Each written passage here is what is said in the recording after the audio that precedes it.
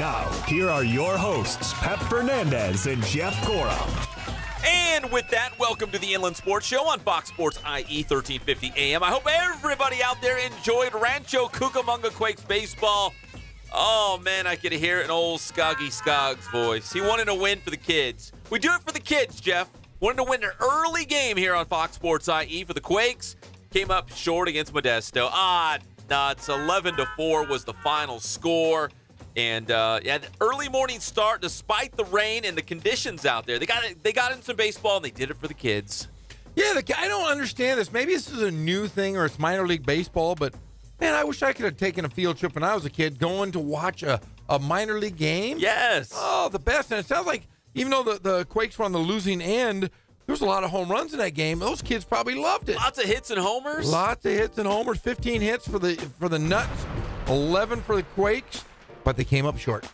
Okay, since we're on this subject of field trips and all the kids that got to go out to the Rancho Cucamonga Quakes baseball game, and if you weren't out there, you listened to it live right here on Fox Sports IE.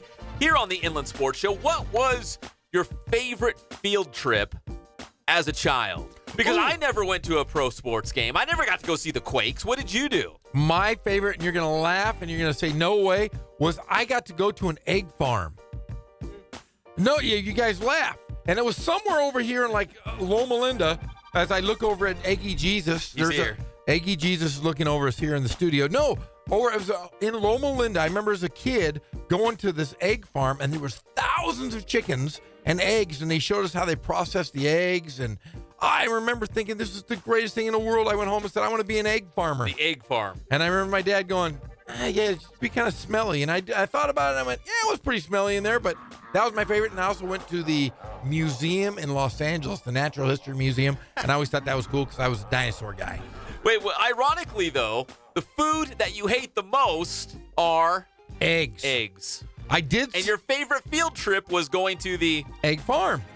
I'm telling you. It doesn't make any but, sense. you know, I am going to try this, and we talked a lot about this. Eggs are my least favorite food. You hate them. Hate them. But I found a way I think I can eat them. How? French toast. I mean, you put eggs on French toast. Yeah, I like that. But I want to eat I'm always scared to eat hard-boiled eggs because I don't like the white part. I just don't like the texture. But I did see. Do you ever go on the gram? You're on the gram, right? I'm on the gram. I'm on the gram. But most of the stuff I follow is like cool food, like things you can make that. You know what I'm talking about? Like the 30-second recipes. Yes. I know. I get sucked into those. So I'll look at these things. Well, I saw this guy took an egg and he put it inside of a pantyhose. And he wrapped it up really hard, and he was spinning this egg as fast as he could. So it was scrambling the egg inside before it was cooked. Does that make sense? Do you follow me here so far? I guess. So it mixed you follow me? Okay, it mixed the yellow, the yolk, and the white part together. So you spun I did see that. Yeah, you spin it as fast as you can, and it spins, and it scrambles inside. Then you hard boil it, and it mixes the two, and they say the texture is a lot different than a regular hard-boiled egg. So that is what I'm going to do. It gives you hope. I'm going to go home. I'm going to give eggs another try because I make the best scrambled eggs in the house. I can make eggs over But you won't eat them. I won't eat them, but since I saw the pantyhose and the egg, I'm going to give it a shot. I might even do it this week. This weekend. Might try it. See, I love the egg whites. I don't like the yolk. I don't want the yolk. Why? The yolk's the best part. No. Put a little salt on it. Yeah, that's good. Yeah, that's makes me want to gag. If you mix it though, it might be pretty good. No. But I'm going to give it a shot. Eggs are will be my favorite. Gross. Well, the Quakes had that morning game with the kids out there. My favorite field trip, going to the planetarium. Love learning about the stars, galaxy, all that stuff. We also went to Point Bonita. It's an old Army bunker. Got to stay the night out there. We never got to go to a Quakes game. I would have loved to meet Mike Lindskog and watch a professional baseball game. Never got to do that. Did you say you spent the night in a bunker? It was like these old Army barracks on Point Bonita, which is like overlooking the ocean, kind of by San Francisco. And we got to stay in them. You know, it was basically just these old like Army-style bunks. Looking back, I was like, okay, it wasn't that cool. Yeah. But we did it. Sounds cooler than an egg farm now that I'm thinking about it. I'd rather go to a Quakes game. Yeah, me too. But they did lose 11-4 against Modesto. I did see this, though. Dave Roberts, the skipper of the Dodgers, talking about Justin Turner. Remember, he's out. He's hurt. He's going to start a rehab assignment soon. According to the skipper, Dave Roberts, Justin Turner, your boy JT, Red Turn 2, will not go on a rehab assignment until the earliest would be next week. Well, I had heard, did you know what he's not hitting live batting right now. No. He's hitting everything off the tee, but everything points to looking good for JT, making a comeback, no pain right now. So that's all good signs for the Doyers. So maybe as early as next week he could begin a rehab assignment, but we don't even know for sure if they would assign him to Rancho Cucamonga. We just always assume it. When they have a big star player and they just need to get a game or two under their belt before they join the big league club, they usually just send him to the Quakes. It's right down the road. It's easy. They get a couple live at-bats, and then they go back to the big league club. So we're assuming Justin Turner will be in a Rancho Cucamonga uniform sometime soon, maybe as early as next week. And, of course, Mike Lindskog. Skoggy Skog will let us know. He'll know first. He's got a direct. Dave Roberts has a direct line to Mike Lindskog's bedroom. It's a special line. It's a phone. He can call him directly at any time of the night. And he picks up. A royal blue phone sits next to the Lindskog bed. It's royal blue. It has a little picture of Trimmer, the mascot, on it, and he answers it as soon as there's a rehab assignment coming. So he knows first. He knows before everybody. So. Awesome. All right, speaking of the Dodgers. Oh, man. I sound like a broken record here, but they lost again. The tailspin continues. They lost 4-3 against Arizona last night. Clayton Kershaw did not take the loss, but it was a no decision. He wasn't bad. He went 6 innings. He gave up 2 runs, struck out 6. Cody Bellinger did go deep last night, but Chase Utley, Jeff, who started at second base in lieu of our guy, Austin Barnes, the pride of Riverside Poly, 0 for 3. Come on, Dave Roberts, please start Austin Barnes. Get his bat in the lineup. Let's do this. Yeah, I'll tell you what, and a lot of talk about that Dodgers. This isn't a time where you can go, well, we're gonna tank it and go on to next year. No, they've won 5 straight division championships, and they were 1 win away from a world championship. A lot of people are saying that the Dodgers need to go out and make a move, and that big name out there is a guy that's right now playing in Anaheim, Machado.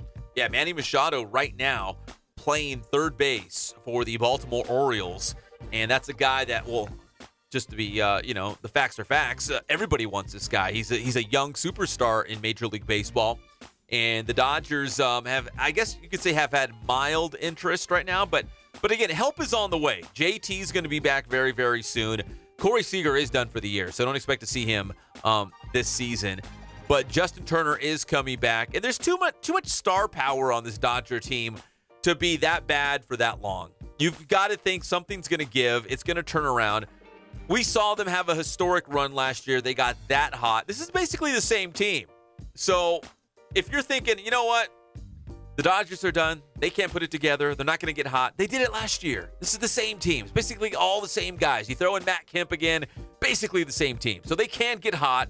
The only problem is the best team in the National League is Arizona, and the Diamondbacks continue to widen that gap between them at first place and really the rest of the National League West. I mean, they are running away with the NL West right now, even though we're only, about 40 games deep. I mean, we're not even a quarter of the way through the season, so there's still a lot of baseball to be played. I guess that's the good news, that the half is glass full kind of approach to it. There's still a lot of baseball, and the Dodgers still can get hot. Yeah, they can get hot, but right now they're 9 games back of the Diamondbacks, and they cannot get down any further. It'd be really rough after this road trip. After this road trip they go down 11 games. That would be tough to come back. I don't care what time of the year. That is a pretty tough thing to come back from. Yeah, and Arizona shows no signs of letting up, so that gap might just get bigger as the season goes on. So the Dodgers at some point got to nip that in the bud. They got to turn things around. They got to score some runs. Well, and good thing is Rich Hill's coming back. He's had that cracked fingernail and the infection in his middle finger on his pitching hand. He is slated to make his next start, so that's good for the Dodgers. And you got to get some scoring support for Kershaw. Kershaw is going out as this is not the Clayton Kershaw we've seen and grown to love. Yeah, the no decision last night. He's 1-4 on the season, but he did go 6 innings. He had 6 strikeouts. He looked pretty good, but the Dodgers did lose again 4-3 against Arizona. The Angels, they won in walk-off fashion last night at the Big A, 3-2 against the Baltimore Orioles. Justin Upton delivering the walk-off hit as they were celebrating down there in Orange County last night. Shohei Ohtani, it was a scheduled night to pitch, couldn't pitch. He had that bum ankle, but he did hit DH in the lineup, hitting 5th in the order, 1 for 4. He had a double. And again, Jeff, we're going to talk about this later in the show. All eyes on Albert Pujols right now as he is approaching 3,000 hits. I guess technically he could get it tonight. He's 4 hits away. He could get it tonight. But if he can get a hit or two today, there's a good chance he could do it tomorrow. And we really want to hold out because our guy Cullen's going to be there. We got to hold out for Cullen. You have to. Albert Pujols, if you're listening, hold out. We got our guy. Intern Cullen is going to the Angels game on Thursday night. That could be a piece of history in Major League Baseball. If Albert Pujols can just wait one more day for hit number 3,000, we would really appreciate it because Intern Cullen's going to be there. He's going to get some pictures. He'll be reporting live from the Big A. In fact, we should have him live from Anaheim tomorrow night. We better. You know what we should do is send him. What should we do? We should send Cullen up to see our boy Trent, who's going to be on the show. Oh, yeah, Trent Rush is going to be on the show in about 20 minutes. We send him up there, and we make him sit next to Trent and get the reaction of Trent Rush. Have Cullen run onto the field with Trent and get that post-game interview with Albert Pujols after hit number 3,000. How cool would that be? Maybe the stars have aligned. You know, the Angels are at home because they could be on the road, but they're going to do it at home. It's going to be a Thursday night. Cullen just happens to be going to this game anyways. We're BFFs with Trent Rush. I think this is meant to be, Jeff. It's meant to be. Hey, I want to say something about last night's Angel game. Did you see that they walked Mike Trout every time he went up to bat? He's batting second in the lineup. They don't want to face him. Oh, but it's like, remember Barry Bonds? They'd always pitch around Barry Bonds. Nothing good. He might get one good pitch every at bat, but Mike Trout, yeah, they're walking him all the time. Well, you know who the manager of the Orioles is? Yeah, the Winter Soldier, Bucky. Bucky did the same Buck thing. Showalter. Buck Showalter did the exact same thing. If you recall, when he was managing, was it the Diamondbacks? I think we're talking about Arizona. Yeah. He was managing the Diamondbacks, and they were playing the Giants, and he walked Barry Bonds with bases loaded in the National League Division Series. See, as a manager, you can't get consumed with what are people going to think? You know, what are they going to say about this? Am I going to be scrutinized over this? If you think it's going to give your team the best chance to win, you got to do it. And he probably figured, I am not going to let Mike Trout beat us. I'm going to give him a free base. I'm going to put him on. And then, we'll let the pitcher and the defense do the rest. But, yeah, he's done it before. Why not do it again? I'll tell you what, it's kind of it's one of those things you got to tip your hat to Bucky himself and say, hey, thanks, showing a lot of respect for Mike Trout. But, man, you're the Orioles, man. You're not going to win any championships. You know what it stinks? What stinks for? Like, let's say you're a little kid and you're going out to see Mike Trout. You're paying good money. You're a parent paying to take your son to the game. Never been to an Angels game. Never seen Mike Trout in person. You're like, I am so excited. I got my snow cone. I've got garlic fries. I've got my mitt. I'm so excited to see Mike Trout hit. And then they walk him. Yeah. But you know what? Oh, the Winter Soldier, Buck Showalter, he's going to do what he's got to do with the Orioles. So I get it. I hope they sweep the Orioles just for that reason. Kids around the world are crying because they didn't get to see Mike Trout hit. And the scary moment last night, and it wasn't Mike Trout, it was our guy Chance Sisco, the catcher for the Orioles from Santiago High School. He got the start for the Orioles last night. And then after 2 at-bats, he was playing catcher.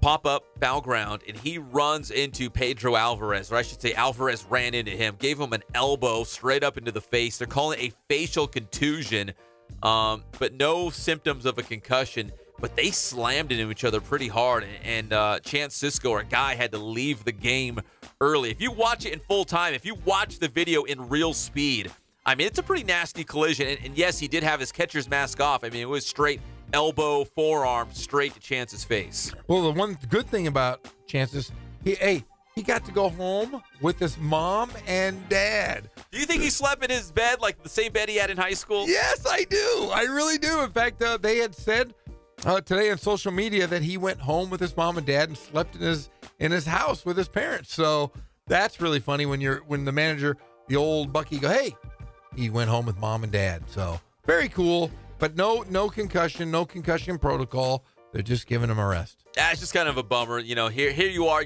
You're from Corona. You played at Santiago High School. It's like a homecoming. You're right down the road from Santiago, playing at the Big A, and then you get, I don't know if he was knocked out, but he got knocked out. I mean, he hit the ground pretty hard in that collision. So, bet our best to Chan Cisco for sure. Hey, did you see Shohei Ohtani was just named the Rookie of the Month? Was he in Major League Baseball? In Major League Baseball. So a good month for Shohei Ohtani. It was 1 for 4 last night. Getting that ankle kind of fixed up, but they're saying he's going to make his next scheduled start. We hope so. Because remember, he was supposed to start last night, and we weren't sure. At least he was in the lineup. He did hit last night, but now he's going to get back on the bump, and I'm sure the Angels can't wait to see that. This segment's brought to you by our friends at Spoiled Quick Quality Oil Change. You'll be spoiled by great customer service and low prices. So hop on in there, get the new wiper blades, and get your oil changed every 3,000, 5,000 miles. Spoiled Quick Quality Oil Change. Well, UCR, they went on the road to San Diego State last night. And Jeff, you have an Aztec shirt on. I'm assuming that's just by coincidence, right? Just by chance. Always by chance. No, I wore it because it was, at the school I work at, we always have college day. So you try to wear a college shirt on the designated day, which is today, Wednesday. So I decided to go with the old San Diego State. For the kids. I spoke at a school in San Bernardino. I think it was Thompson Elementary. And they do a thing where each of the kids' classes, they select a school, and that's basically like their school. Like there's a UCLA class, there was a University of Redlands class, there was a USC class, there was a Harvard class, all the different schools, like big-time universities. Yeah. There was a Humboldt State, and I happened to have them. And I said, you guys, you're not going to believe this. So I was telling them all about Humboldt State because obviously none of those kids had been there. But they picked a school. It was Humboldt State, and that was the school like they would represent. So they had like a Humboldt State flag in their school. Like your class, when you walk from place to place, would carry your, the UCLA flag, the Humboldt State flag, the U of R flag. So it was pretty cool. So I would have represented Humboldt State. Who would you represent? Cal, BYU, or Cal Baptist? Cal Baptist by far. But hey, no, I would represent. Hashtag Lance up. Lance up. Wait. Lance up. No, the big thing is do they have like a UTI class? What's that? One of those trade colleges, University of Technical Institute, wherever it is. No, they did. All those goofy trade schools you see on TV. Online classes. No, they didn't have any of those. It was the Pac-12 schools. It was like the Harvards and the Yales, and then there was like Humboldt State. I'm like, what? How'd you guys pick Humboldt State? So I was telling them all about it. But yeah, UCR lost to San Diego State last night. The team that Jeff's repping today, the Aztecs, won last night against UCR 8-6. That was non-conference. That's not Big West play, but they are going back into Big West play this weekend as they're taking on Long Beach State this Friday through Sunday. In fact, is Trent Rush calling that series? Trent Rush is calling the series. For who? I believe for Big West TV or ESPN because, he's big time. Oh, he is big time, yeah. So, yeah, he'll be calling the game Friday, Saturday, and Sunday. And then our other guy, Giesel Hazan, is going to be calling for UC Riverside for their website at GoHighlanders.com. It's going to be a who's who this weekend at the Plex. As my phone says, Giesel Hazan. Incoming call. Your love machine.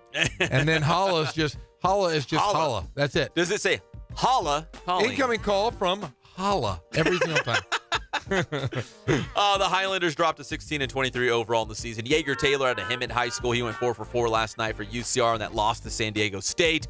Colby Schultz went deep for UC Riverside. Again, UCR, Long Beach State getting together. 3-game series beginning on Friday. And Cal Baptist, all they do is win. The Lancers have climbed to number 19 in the entire nation. They beat the Academy of Art, the sculptors, the painters, the mimes. What else do we got? They won 8-3 last night. They got a doubleheader beginning at 4 o'clock today. It's the final homestand of the season for CBU. They're, again, number 19 in the country. They're climbing up because that's what happens when you take 3 out of 4 against the number 1 team in the nation, Azusa Pacific University. So CBU's on the move, and they're looking good. 29-14 overall, 22-11 in the Pac West. In fact, Jeff, it just came out moments ago that the West regional rankings came out for the NCAA Division II baseball standings. CBU right now in the West still number 5. So I don't think they're probably as close as you can get to being a sure thing to make the playoffs, be in the postseason. But not, remember, 2 years ago, they hosted the West Regional. Last year, APU hosted, but right now, number 5 in the West Regional. That segment was brought to you by our friends at Ken's Sporting Goods. More than 40 years in the Inland Empire, bringing you all of your sporting gear needs. And they do the Letterman's jackets. Of course they do. So if next time you need a bat, soccer ball, football, helmet, pads, any of the good stuff, there's only one place to go. You guys already know. It's Ken's Sporting Goods. They also do team sales. Go check them out over there in Horsetown, USA, Norco, California. Jason, we love you. All right, when we come back here on the Inland Sports Show, Trent Rush, host of Angels Recap. He is down on the field. He is rubbing shoulders every single night with Pujols, with Trout, with Ohtani. I mean, that's their guy. They're practically BFFs. He's hanging out with Ohtani's translator. Oh, that's right. You know, we should ask him about that. What's it like interviewing Shohei Ohtani? Because you got to go to the translator, right? Yeah, the translator. He needs a haircut. That's the only thing I was going to say. Does he? Because I follow Angels baseball, and I want to reach out to that guy and go, get a haircut. Go to Sport Clips. Go to Supercuts. Go somewhere and get a haircut. Coming from Jeff. Yeah, trust me. He knows hair. I admire hair. I admire hair more than anyone. And you guys have glorious hair. I love it. Hey, shout out to the Klug dog, Jason Klug. What's up? I know you're watching and listening right now. Klug, another bald buddy of mine. We'll be back. It's the one and only Inland Sports Show, Fox Sports IE, 1350 AM. Is this your ride?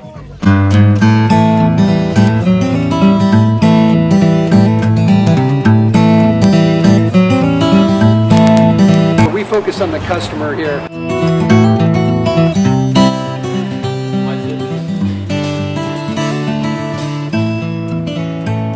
Believe it or not, that is the biggest thing for customers on an oil change. They just want the convenience of coming in, driving in, getting it done, and driving out.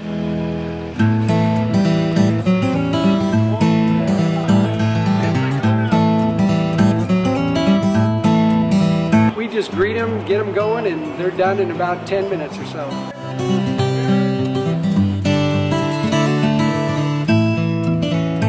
We don't push any sales on them. We do the oil change, and I think that's what sets us apart is our customer service.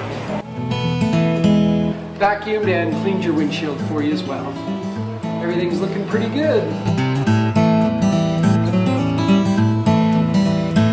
Come into us one time, believe me, we'll spoil you and you'll be ready to come back the next time.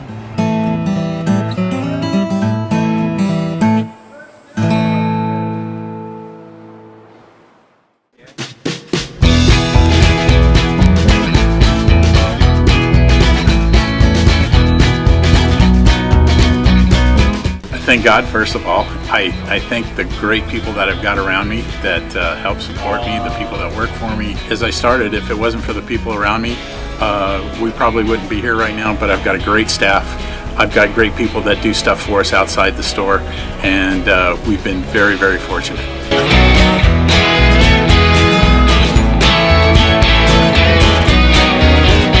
Our service is impeccable, and we just keep trying to get better every year. We can do online stuff for your teams, as well as, like I said, the screen printing, the embroidery. We also have 3 women that do extra sewing for us, like tackle tool on uniforms, or the bling or rhinestones for different shirts for the ladies. That's why we have certain racks just for certain schools, and the fun about that is that it turns into other schools that may come in here that aren't as close, that we can do stuff for them as well. We've had very, very good customers throughout the years, and it's just been a blast.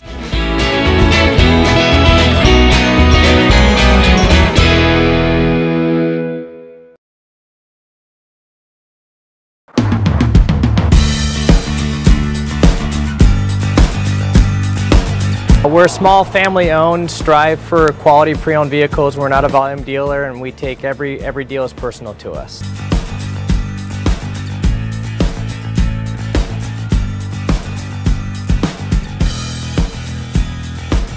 We're a low-stress environment. We're not a pressure sales house. If you want to shop us, you're more than welcome to shop us. We have, like I said, great rates, competitive financing, a lot of one-owner, clean Carfax, clean title vehicles. As you see, we have Carfax everywhere. That's most important to us, to educate our customers before they make a purchase.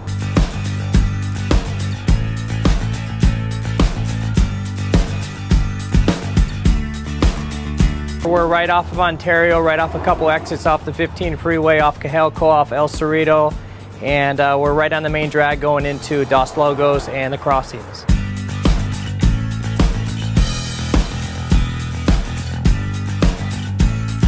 We have great financing, we have great lenders that we're using. We do buy, sell, trade, cash for your car, whatever we need to do to help accommodate the customer, that's what we're here for.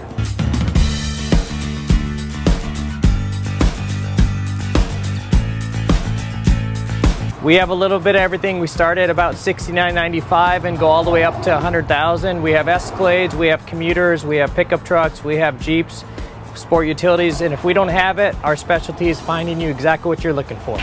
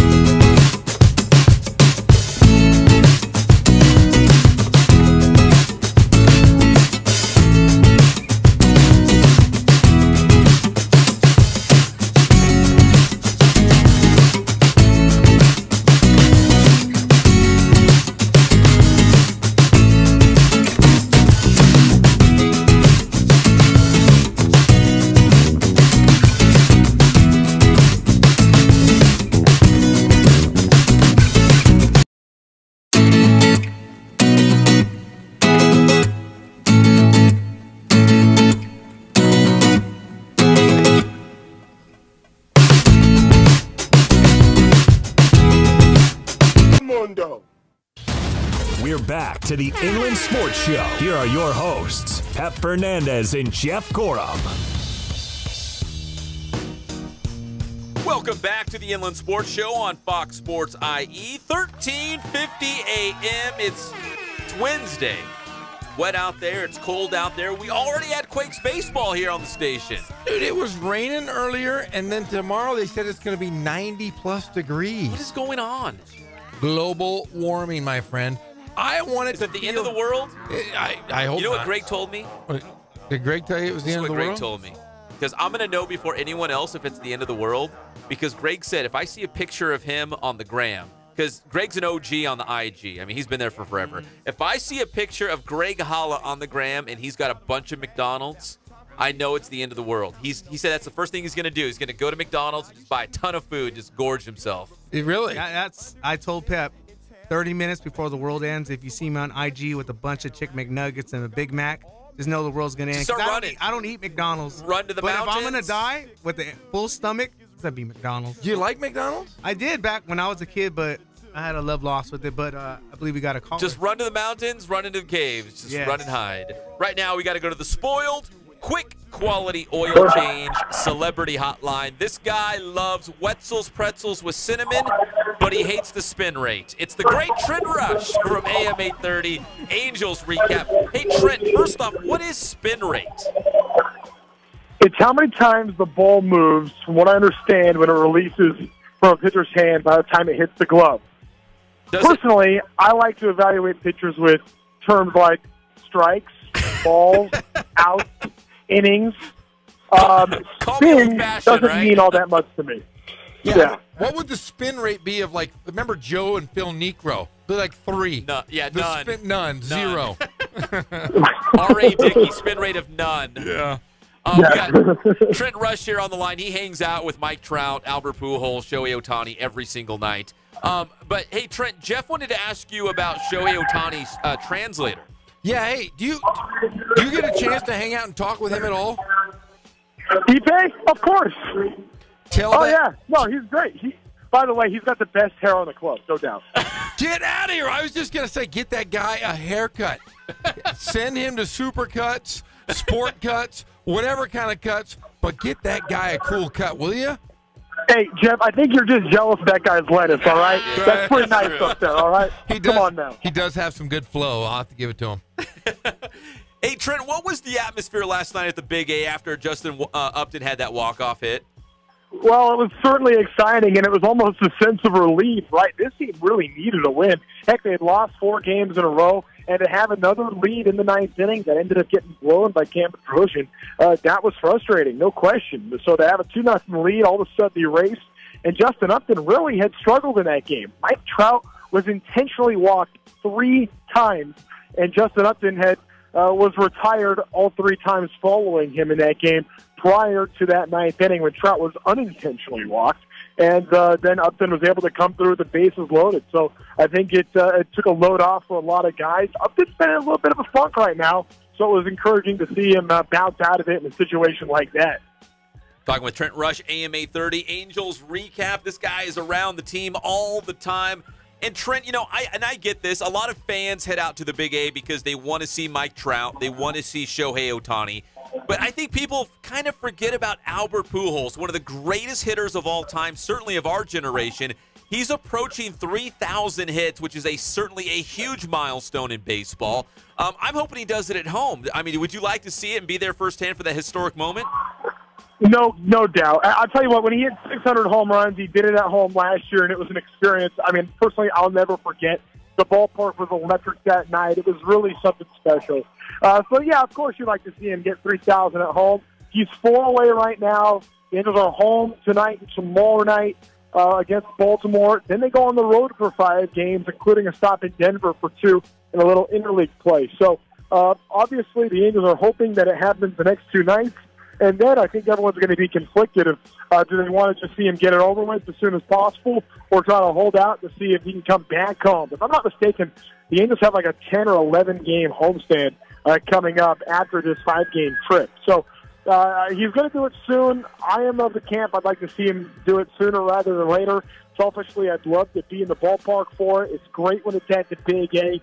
And, it's a pretty special milestone to hit. I mean, just with the amount of guys that walk so much now, 3,000 hits is a really big deal. Look, think about it this way. So considering what Mike Trout has already done in his career, over the next 11 seasons, he's going to have to average 175 hits, something he's only done twice in his career.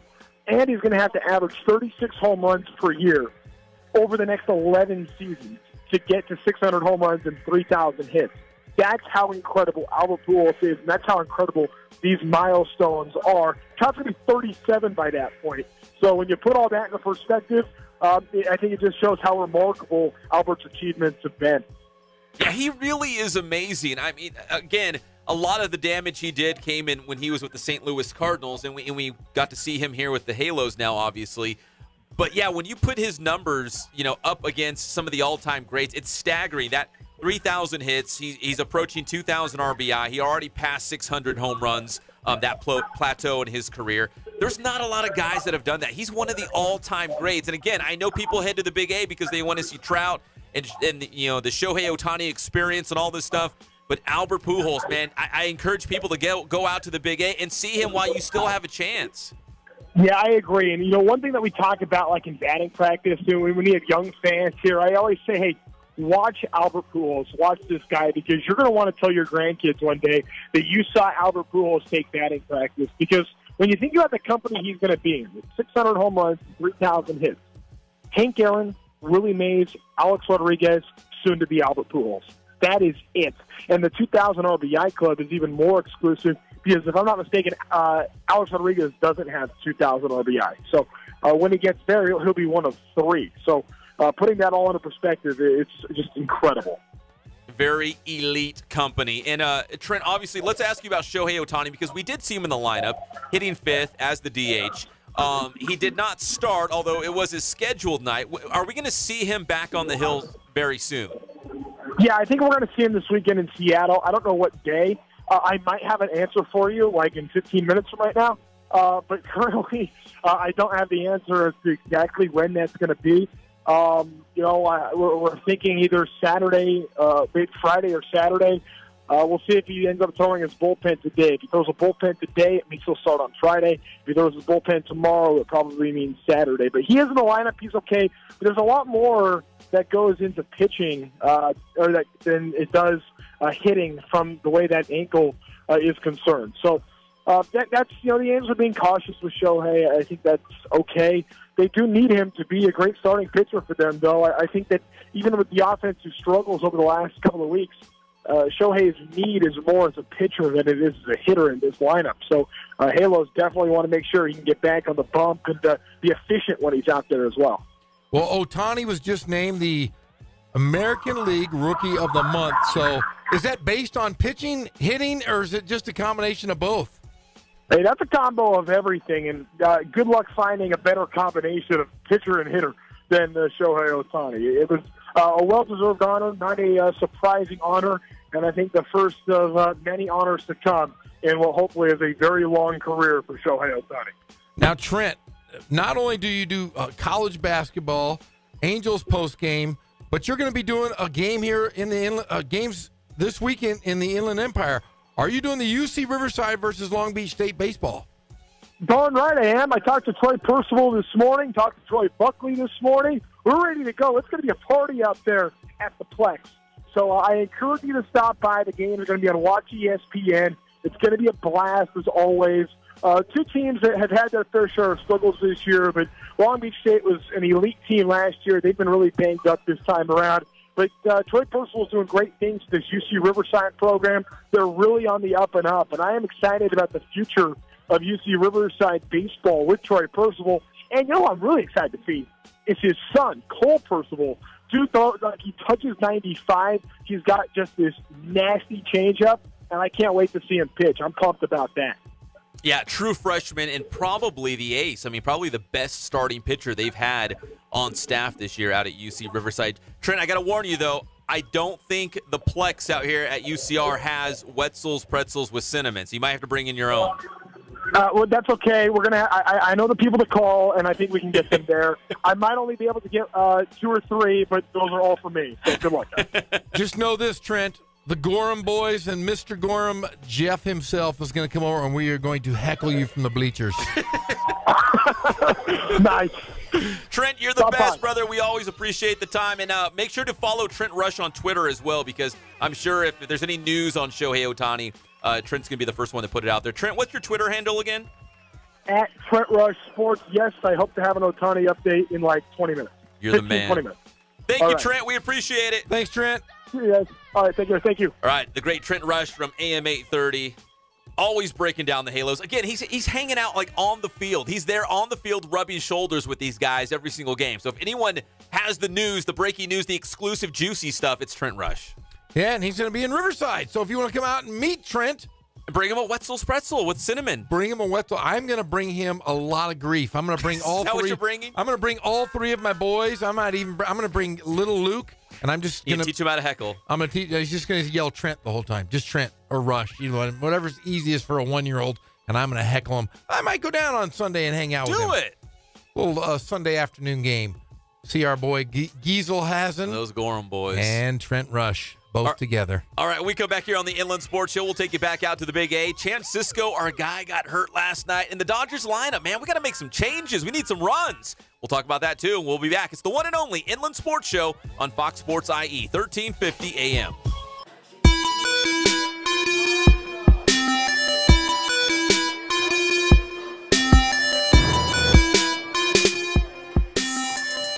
I played once upon a time at Centennial High School. I was actually on the first ever CIF championship team back in 2000, and then my senior year we won it again.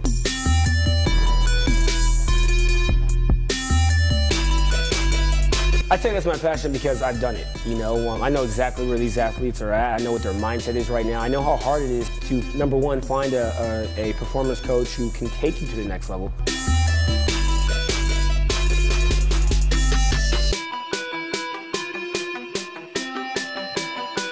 What sets us apart has to be, you know, how we work with our athletes and what we know.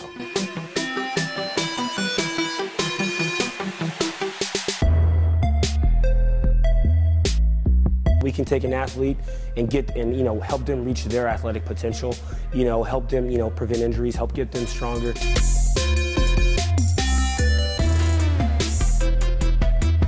I know every single athlete who steps into this gym. I know exactly where they're at, and I'm going to progress them every week. If you're not getting results, then, you know, really what's it about? We're going to deliver something that's measurable, you know, in terms of speed, power, you know, strength, agility.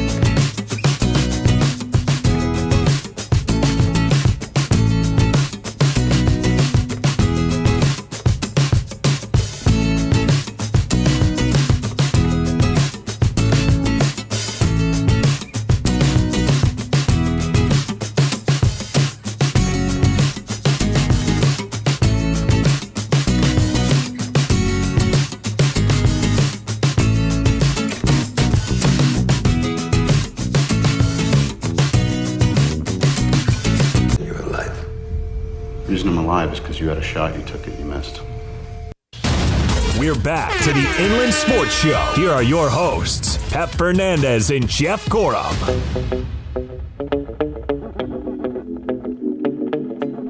And welcome back to the Inland Sports Show on Fox Sports IE 1350 AM. This segment's brought to you by our friends at KLAA Motors in Corona, off of Temescal Canyon Road, where you can buy, trade, and finance all in the same spot. Listen, it can be a headache getting a car or truck. Don't let it happen. Go there. It's so easy. They'll make it easy for you. They've got specials. You'll save thousands of dollars, and there's no pressure. Well, you couldn't ask for anything more. Go to KLAA Motors off Temescal Canyon Road in Corona. So we just had Trent Rush on the line, and we were talking about the Halos. And last night, something we didn't get to, Jeff, but we mentioned off the top of the show, was our guy Chan Cisco from Santiago, starting catcher for the Baltimore Orioles, got smacked up last night. And that was just kind of a scary scene for old Chan Cisco. Actually, not old. He's a young guy.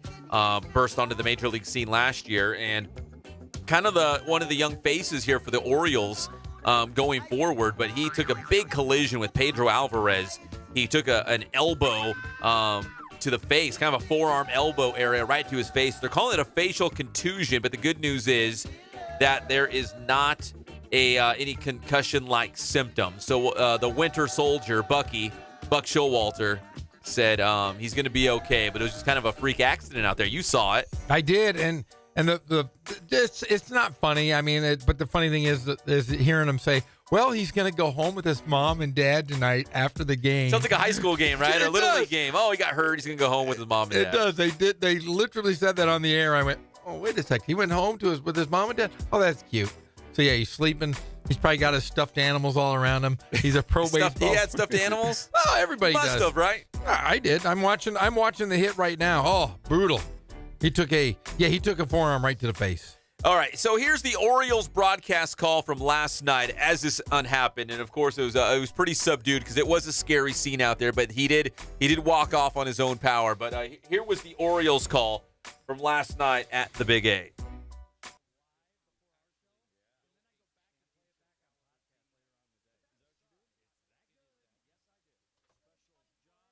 Of course, it's not. It's playing. It's been playing the whole time. Here we go. Major League pop-up, third base side, Alvarez. Ooh! Hit Chan Cisco in the face with his glove. I think that's Gary Miller. Ooh. Remember Gary Miller, play-by-play guy? I believe you're right. Down and out. Yeah, he was out. Alvarez yeah. made the catch, and Chan Cisco, who was trying to make it, got hit right in the face. Yeah, so it was in the foul ground between third base and home plate, and Pedro Alvarez and Chan Cisco came flying over, and Chan Cisco obviously got the raw end of that one with an elbow and a forearm to the face, and he laid there pretty stunned, motionless for a while. But again, he was fine. He scooped himself up, and he got to go home with mom and dad. Mom and dad drove him home, probably gave him some soup, gave him a nice cold compress on his forehead, and now he is fine. He will show up to the ballpark tonight. Mom will walk him up to the locker room and make sure he's okay. All right, and the Dodgers, again, as we touched on off the top of the show, they lost again to first place Arizona. In fact, Arizona is the best team right now in the National League. Chase Utley, starting second baseman. I think it should be Austin Barnes. That's just me talking. But he was 0 for 3 last night at second base. Listen, I like Chase Utley. Great for the locker room. Probably a good bat to come off the bench because he's been in every situation, every scenario, and the guy can hit. But as your everyday second baseman for now, until everyone's kind of healthy and the band gets back together, you got to go Austin Barnes. That's just me talking out loud. You got to do something because right now they're 9 games back with 2 more against the Diamondbacks. They could be down 11 games before they hit the weekend. And they're right. I mean, the Padres have 11 wins. The Dodgers have 12. The Padres were going to live in futility this year. You don't want to be lumped in with those guys. It can drag you down pretty far in that American or National League West. And this is how good the Diamondbacks are this season. They're 21-8, the best record in the National League. They've won 7 of 8 against the Dodgers this season and 13 of the last 14 regular season games straight up against your Los Angeles Dodgers. Now, the D-backs are also the first team in the National League since the 1907 Chicago Cubs to win their first 9 series of the year. And a victory in the either final 2 games of their series against the Dodgers, that will make Arizona only the second team in Major League history to win their first 10 series. The other 2 teams, it was the Detroit Tigers in 1978 and the Seattle Mariners back in 2001. That was the only other time that teams have won their first 10 series in a row to start the season. That's how good Arizona is starting off this year, and the Dodgers are only going to fall farther and farther behind as this prolongs. Yeah, and the Diamondbacks, they're 8-2 in their last 10. The Dodgers cannot afford any more hiccups, especially with those guys that are coming back. They've got to get some wins. They've got to win some series, and they've got to stay in the hunt because 11 games can balloon really quickly to more if they're not careful. Yeah, so again, Arizona has won their first 9 series to start the season, trying to make it 10 straight series against the Dodgers. When we come back here on the Inland Sports Show, we are scheduled to hear from Trevor Oaks. He just made his Major League debut with the Kansas City Royals, the pride of Woodcrest Christian, the pride of Cal Baptist University. We'll talk a little Royal baseball with him when we come back. It's the one and only Inland Sports Show on Fox Sports IE, 1350 AM. How you guys doing? I'm Coach Ray again. We're here at the Boost Performance Center with the one and only Pep Fernandez. So today's tip, I'm going to go over the shuttle run. So really, the shuttle run is a great drill to measure lateral speed, power, and change of direction. So we're going to go over that today, and it's a drill that can benefit really, again, any type of field sport, whether you're a basketball player, football, volleyball, soccer. If you got to change directions, you got to be quick. Shuttle run's for you. Jacob's going to demonstrate the shuttle run here. We're going to start off with the stance. So he's going to have his feet about hip width. Now this is really important because a lot of times you get guys who try to shift their stance. You got to split the line evenly, and you want to make sure your toes are forward. You want to make sure your feet are right underneath your hips. All right. So he's going to have his feet forward and underneath their hips. All right. Now, when I say set, he's going to drop down very quickly. Whatever hand is down is the direction that you have to go. So he's going to go to his left first, so he's got to have his left hand down. Now, his right hand is going to be right here. All right, it's going to be right in front of his body. His elbow's going to be flexed. Hand's going to be right under his chin. All right. So when I say he's going to drop down really fast. All right, he's going to put his hand down, left hand down on top of the line, right hand at his underneath his chin. Ready, set. All right, relax. All right, so that's the stance there. We don't want to hold the stance any longer than about 3 seconds. All right. So we want to be in and out. All right, now let's talk about the first touch. Once he leaves, all right, his first movement, that timer is going to start. He's going to give me a nice lateral run coming out. So he's not going to turn his head and turn his body to run. He's going to lateral run coming out. And then we make our first touch. He's going to do what's called a wedge cut. It's a double foot cut, and he's going to touch right outside of his feet here. So he's going to touch the line with his left hands. He's going to do a wedge cut, a double foot cut. He's going to have a nice angle at the shins. He's going to touch right outside of the foot. So now I'm heading back in the direction I want to go. All right, that angle is really important. So we're going to nice wedge cut here, left hand touch. We'll wedge cut it here with the right, and then we'll sprint through for the finish. 5, 10, 5. Here we go. You ready, Jacob? So he's going to go on me. Set. Go. Get back. Finish right in the middle. Good, right there. Now, typically, you want to finish with your head down. All right, you want to maintain that forward lean. There you have it. Shuttle run.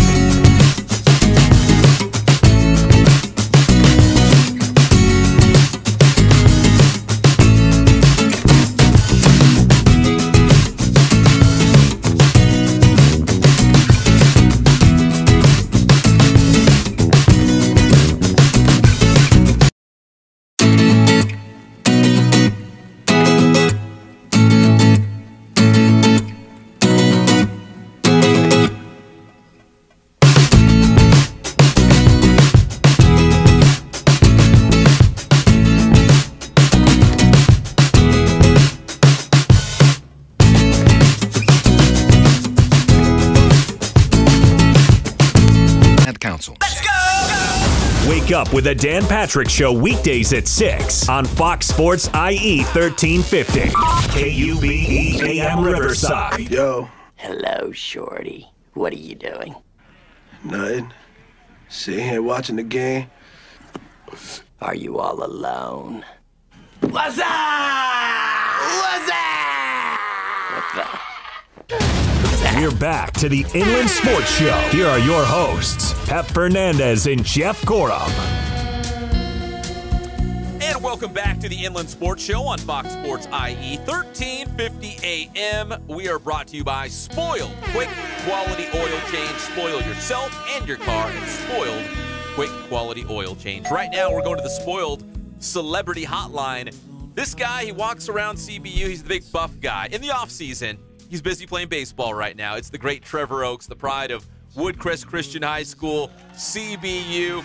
Yeah, Trevor, we were joking off the air with you. We have an intern here. He's a CBU student, very proud Lancer. And he told us, we see Trevor Oaks on campus at CBU sometimes. And I guess it's true, right, Trevor? In the offseason, you are at CBU. Yeah, I was at the new gym they just built and mopping all the floors for the basketball team and kind of helping out with all the events and stuff going on in there. So got to make some money somehow. Well, I just want to know this. I know you're a pianist. Maybe you could be the organ guy for the men's basketball games. I don't know. I don't think they have an organ, but the speaker system in there is pretty sweet, though. So maybe I could be the DJ and play some jams or something. That's right. It's very state-of-the-art. That's an awesome new arena they have there on campus at CBU. But, Trevor, man, you know, it's kind of full circle for you because you were a Woodcrest Christian Royal. Now you're in the Royals organization. You made your Kansas City Royals debut this past weekend. You know, what was it like stepping out onto a major league field for the first time? I mean, was there just a little bit of you that was still a little bit in awe, like, wow, you know, this is so many hours of hard work, so many games, so many sacrifices along the way to get to that point? I mean, what kind of emotions were running through you as you took the field in Kansas City? Yeah, the day before I was kind of getting, like, nervous and stuff, and sitting in my room, like, there's a lot of anticipation before you go out and pitch for your first game. And for a second, I just had to, like, breathe and think to myself, like, this isn't just, like, for me, you know, this is for a lot of people back home that have, like, helped me and supported me along the way. Like, a lot of coaches and teammates are going to be watching, and, like, I think it's, like, a reward for everybody. You know, it's really cool to, like, you know, be a part of it. And I had a lot of family and friends come out. So when I walked out onto the field, I just tried to keep that in my mind, that it, like, all the pressure isn't all on me, you know, like, this is a time of celebration. And obviously, like, you want to perform well, but regardless, like, people are going to be in your corner and support you no matter what. So once I stepped out there, like, it was really cool. At Kaufman, like, the scoreboard's, like, super tall, so everything kind of feels like it's on top of you, even though the field's huge. And, like, just getting to warm up, like, I saw my best friend up in the stands, and then obviously my family, like, came down and was watching me warm up, so it was just kind of cool, like, being in the bullpen and, like, preparing for the game and stuff. It was a good experience. Now, how has the transition gone for you, going from the Dodgers organization to Kansas City? Has it been pretty seamless for you? What have they done for you to help you? Yeah, I mean, there was a little bit of change. I think, like, the hard part is you're not as known throughout the organization. Like, you have 4 years of relationships that you built with the Dodgers, and then, you know, you're just coming in as a new guy. So it kind of takes a little bit of time to, like, get comfortable with people, and they, like, kind of figure out how you work and stuff. But the Royals have just kind of encouraged me to, like, hey, you know, your stuff's good enough to play in the big league, so just pound the zone and stay down. And I like their style. Like, I think the Dodgers are really good about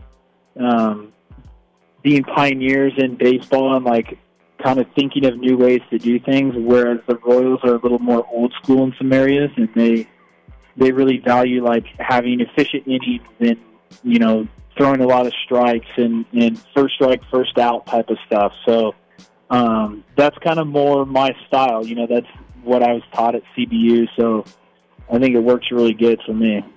We're talking with Trevor Oaks of the Kansas City Royals. Made his big league debut this past Saturday. He's at AAA right now, but I'm sure he's going to be back at the big league level very, very soon. And Trevor, I don't know if you know this, but on this past Friday, we had Gary Adcock live on the show, and he was telling us that he was scouting another team, right, Jeff, up in the Bay Area. Yeah, he's up at was Academy of Art? Academy of Art. Up near San Francisco. He was looking at another team when he got news that you were being called up to the major league level, becoming the first Lancer ever to make it to the big league. So he rerouted all his travel plans, and he made it out to Kansas City.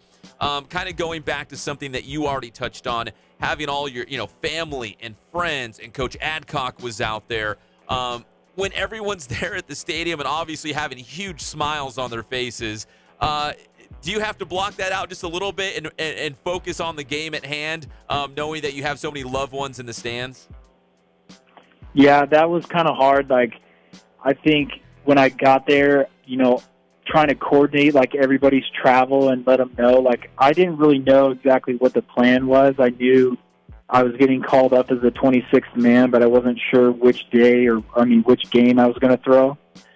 So I had to, text everybody and say, hey, I'm throwing the first game, so if you can fly out Friday night or early Saturday morning, like, that's the best time to do it. And so, like, coordinating all of that was kind of difficult. And, but, like, once you step out on the field, like, you're locked into the game. My focus was all on pitching and stuff, and then after the game, that's when I saw everybody, and Coach Adcock and Van Meter and Braz and Jim Walters from CB as well. They all showed up and stayed for the second game too, so I got to chat with them a little bit before the second game.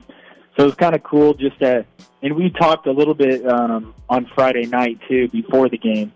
So it was kind of cool to like have that time to talk with them about the experiences and what my thoughts were before the game. And Coach Adcock said he really liked that too. I always like the behind the scenes stuff, Trevor. So how did you first get news that you were being called up? Like, where were you? Who was with you? Who did you call first after you found out the news? I'm sure it was your parents, but I mean, how did it all kind of play out behind the scenes? So I was in Colorado Springs, and we had just finished up our game, and I kind of knew like something was going on because I was supposed to throw Friday in that week, and they kind of like switched up the plan and said like, hey, we don't know who's going to throw Friday, but you might be throwing Saturday for the 26th man. So I was kind of like, okay, I don't really know. I was eating dinner.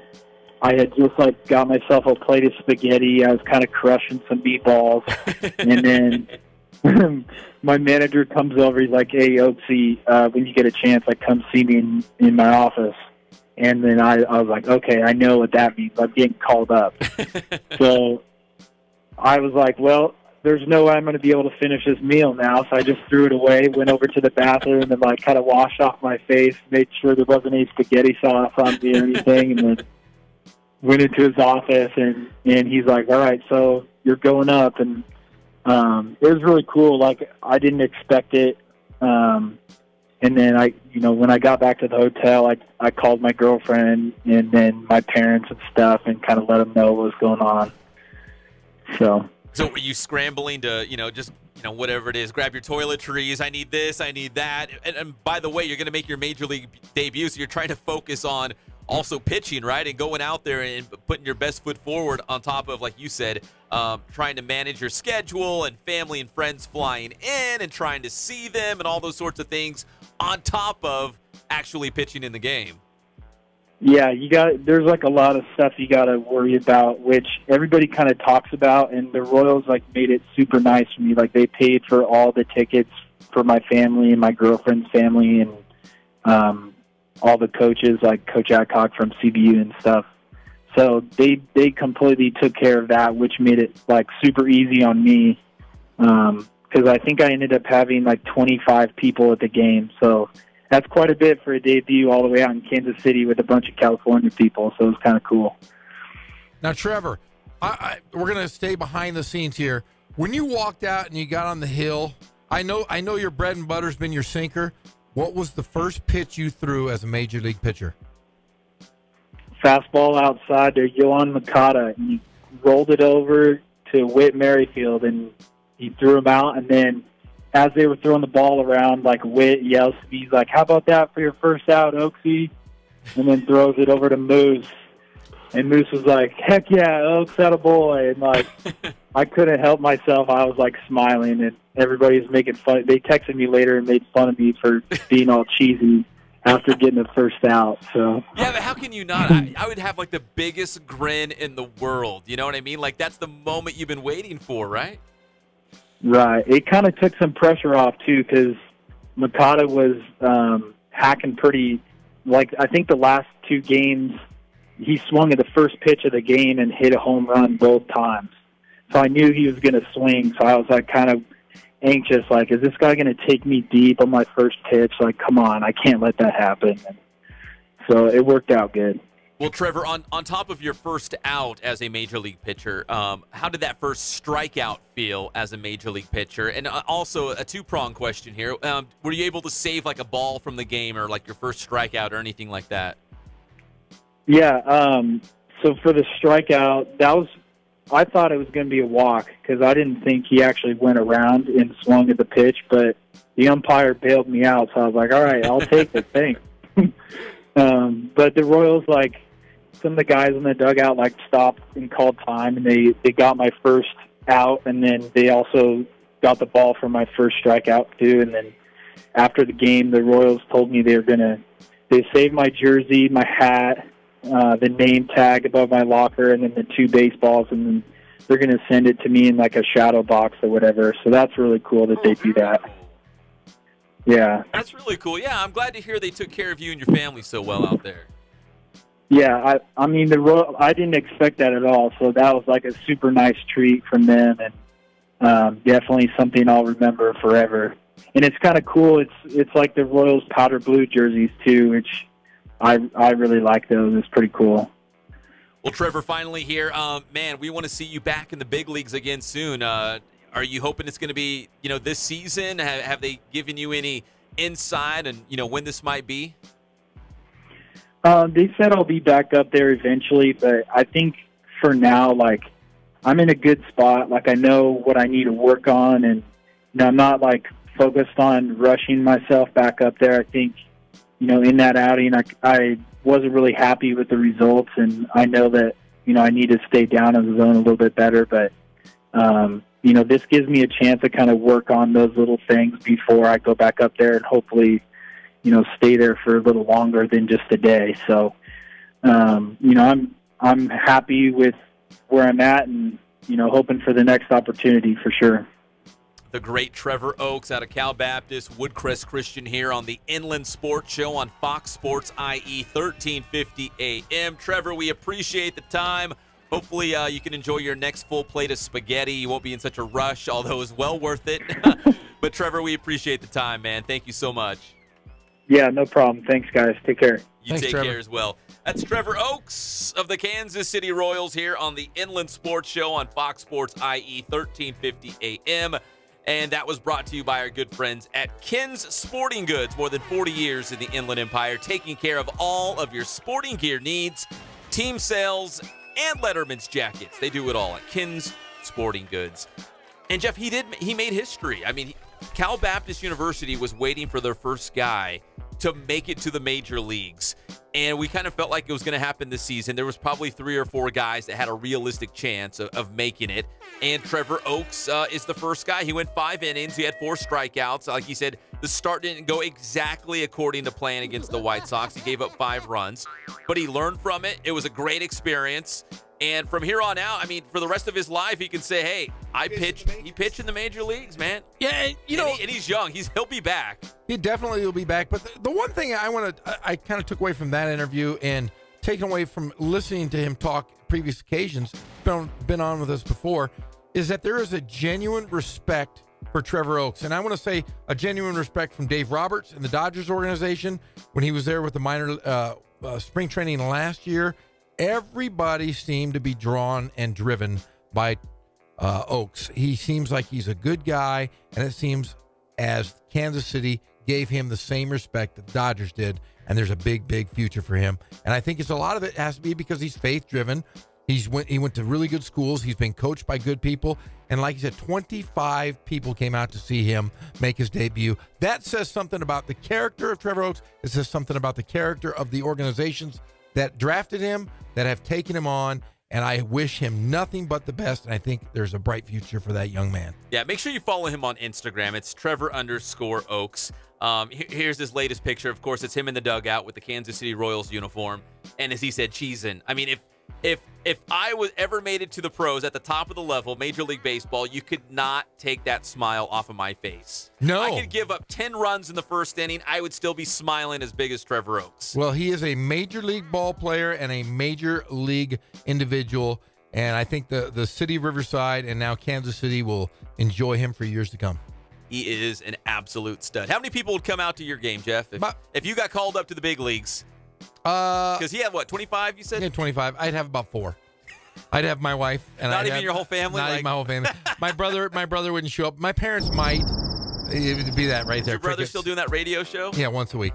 Yeah, once a week. In New Hampshire? Yeah, New Hampshire. But no, I think it just speaks volumes of the kind of guy he is, because we've never heard anything. You don't ever hear anything bad about Trevor Oaks. You don't hear anything bad about any of the Cal Baptist players. You don't hear anything about them other than that they're good, solid guys. He works at the new arena, for gosh sakes. He said he was just making some extra bucks. What did he say, sweeping or mopping the He said mopping floors. Honest to goodness, he's a Major League Baseball I might have to call BS on the making money stuff. I think he's probably doing pretty darn well for himself. He certainly is. Yeah. And I'd love to be Trevor Oaks right now. Exactly. You know? Great young budding career. The big buff guy at CBU, according to intern Cullen, the big buff guy walking around. Yeah. And what Joe and Andy said, yeah, they've seen him around CBU as well. So, yeah, big thanks to Trevor Oaks, one of our favorites here on the Inland Sports Show. And hopefully we'll see him back at the Major League level soon. You know what hit me, though? He said he got the call when his AAA team was playing at Colorado Springs. Colorado Springs is the AAA home for the Milwaukee Brewers, where Jacob Nottingham is. He just got called up to the big leagues to the Brewers as well. So there was a chance that Trevor Oaks was going to face Jacob Nottingham in a game at the AAA level. Yeah, in fact, I was talking about Jacob Nottingham today with our guy Klugers. The Klug Dog. The Klug Dog. Today's show is dedicated to the Klug Dog. Apparently, Klug played for his dad. Jacob Nottingham's dad? Was it one of his coaches? Yes. Greg Nottingham, was right? his coach. I guess maybe at Moreno Valley or somewhere. He was one of his coaches and said that he knew the sheriff when he was a little kid. He knew the sheriff as a little sheriff? He said, I remember the sheriff when he was just a little boy. Just a little sheriff out there. Just a mini guy, mini sheriff. All right, we come back here on the Inland Sports Show. We haven't even got to the NBA playoffs. What a night it was. Steph Curry is back. LeBron James is up to his old tricks. And Jeff's new favorite team is in action tonight. We've got a lot to get to. It's the one and only Inland Sports Show on Fox Sports IE, 1350 AM.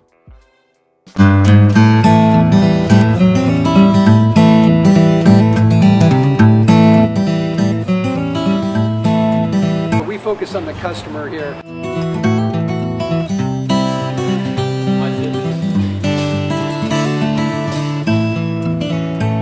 Believe it or not, that is the biggest thing for customers on an oil change. They just want the convenience of coming in, driving in, getting it done, and driving out.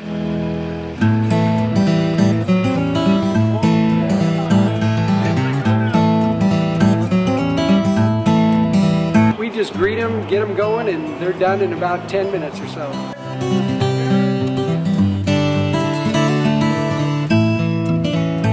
We don't push any sales on them. We do the oil change, and I think that's what sets us apart is our customer service.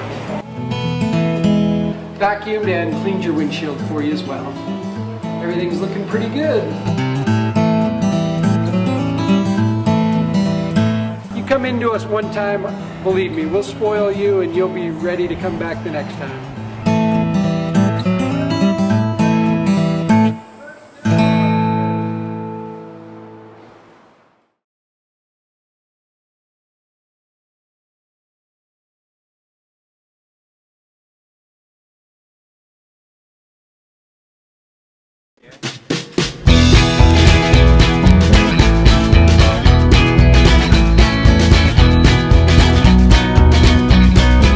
thank God, first of all. I thank the great people that I've got around me that help support me, the people that work for me. As I started, if it wasn't for the people around me, we probably wouldn't be here right now, but I've got a great staff.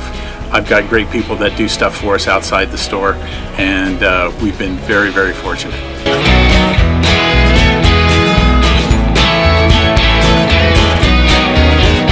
Our service is impeccable, and we just keep trying to get better every year.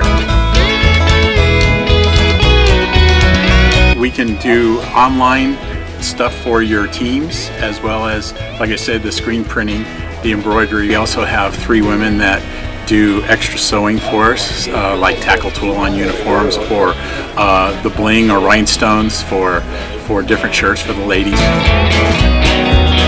That's why we have certain racks just for certain schools, and the fun about that is that it turns into other schools that may come in here that aren't as close, that we can do stuff for them as well.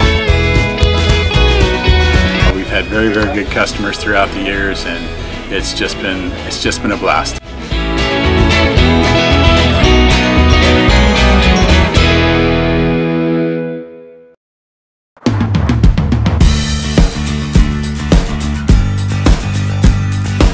We're a small family-owned, strive for quality pre-owned vehicles. We're not a volume dealer, and we take every deal as personal to us.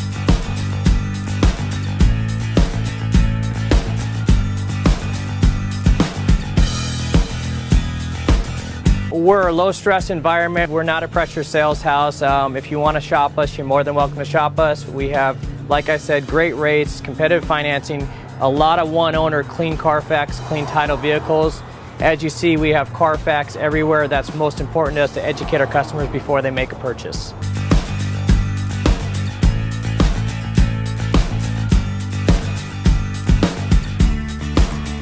We're right off of Ontario, right off a couple exits off the 15 freeway, off Cahelco, off El Cerrito, and we're right on the main drag going into Dos Logos and the crossings.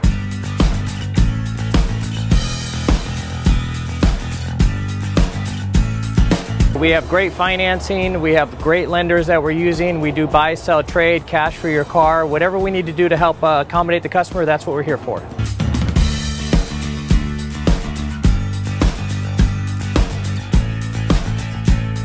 We have a little bit of everything. We start at about $69.95 and go all the way up to $100,000. We have Escalades, we have commuters, we have pickup trucks, we have Jeeps, sport utilities, and if we don't have it, our specialty is finding you exactly what you're looking for.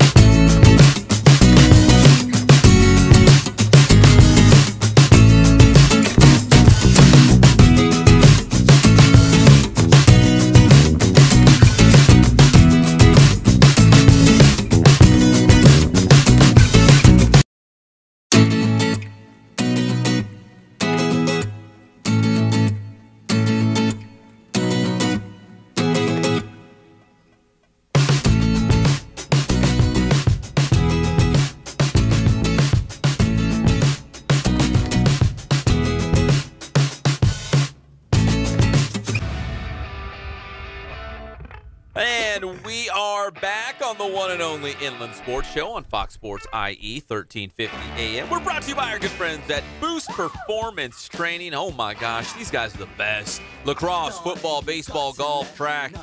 They do it all. So if you're trying to get better in your sport, you need some personalized training to get bigger, faster, stronger.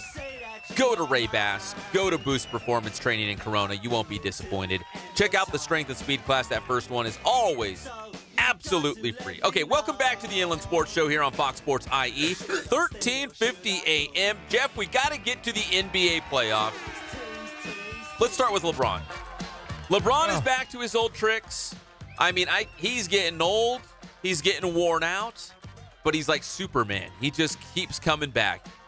You know, remember like in Justice League, we all thought Superman was dead. But no, he came back even better than ever. LeBron James is back. And he just had a grueling 7-game series in the first round. Now he's carrying the team again against the number 1 seed. Toronto's the number 1 seed in the Eastern Conference. And he's doing it again, carrying the Cavaliers. He's getting a little bit of help, just a little bit, from his supporting cast. But don't make him any mistakes that he is the main character in this story. And he did it as they won in overtime against the Raptors last night. Well, I will say this. The Raptors did everything they could to lose that ball game. It came down to the last few seconds.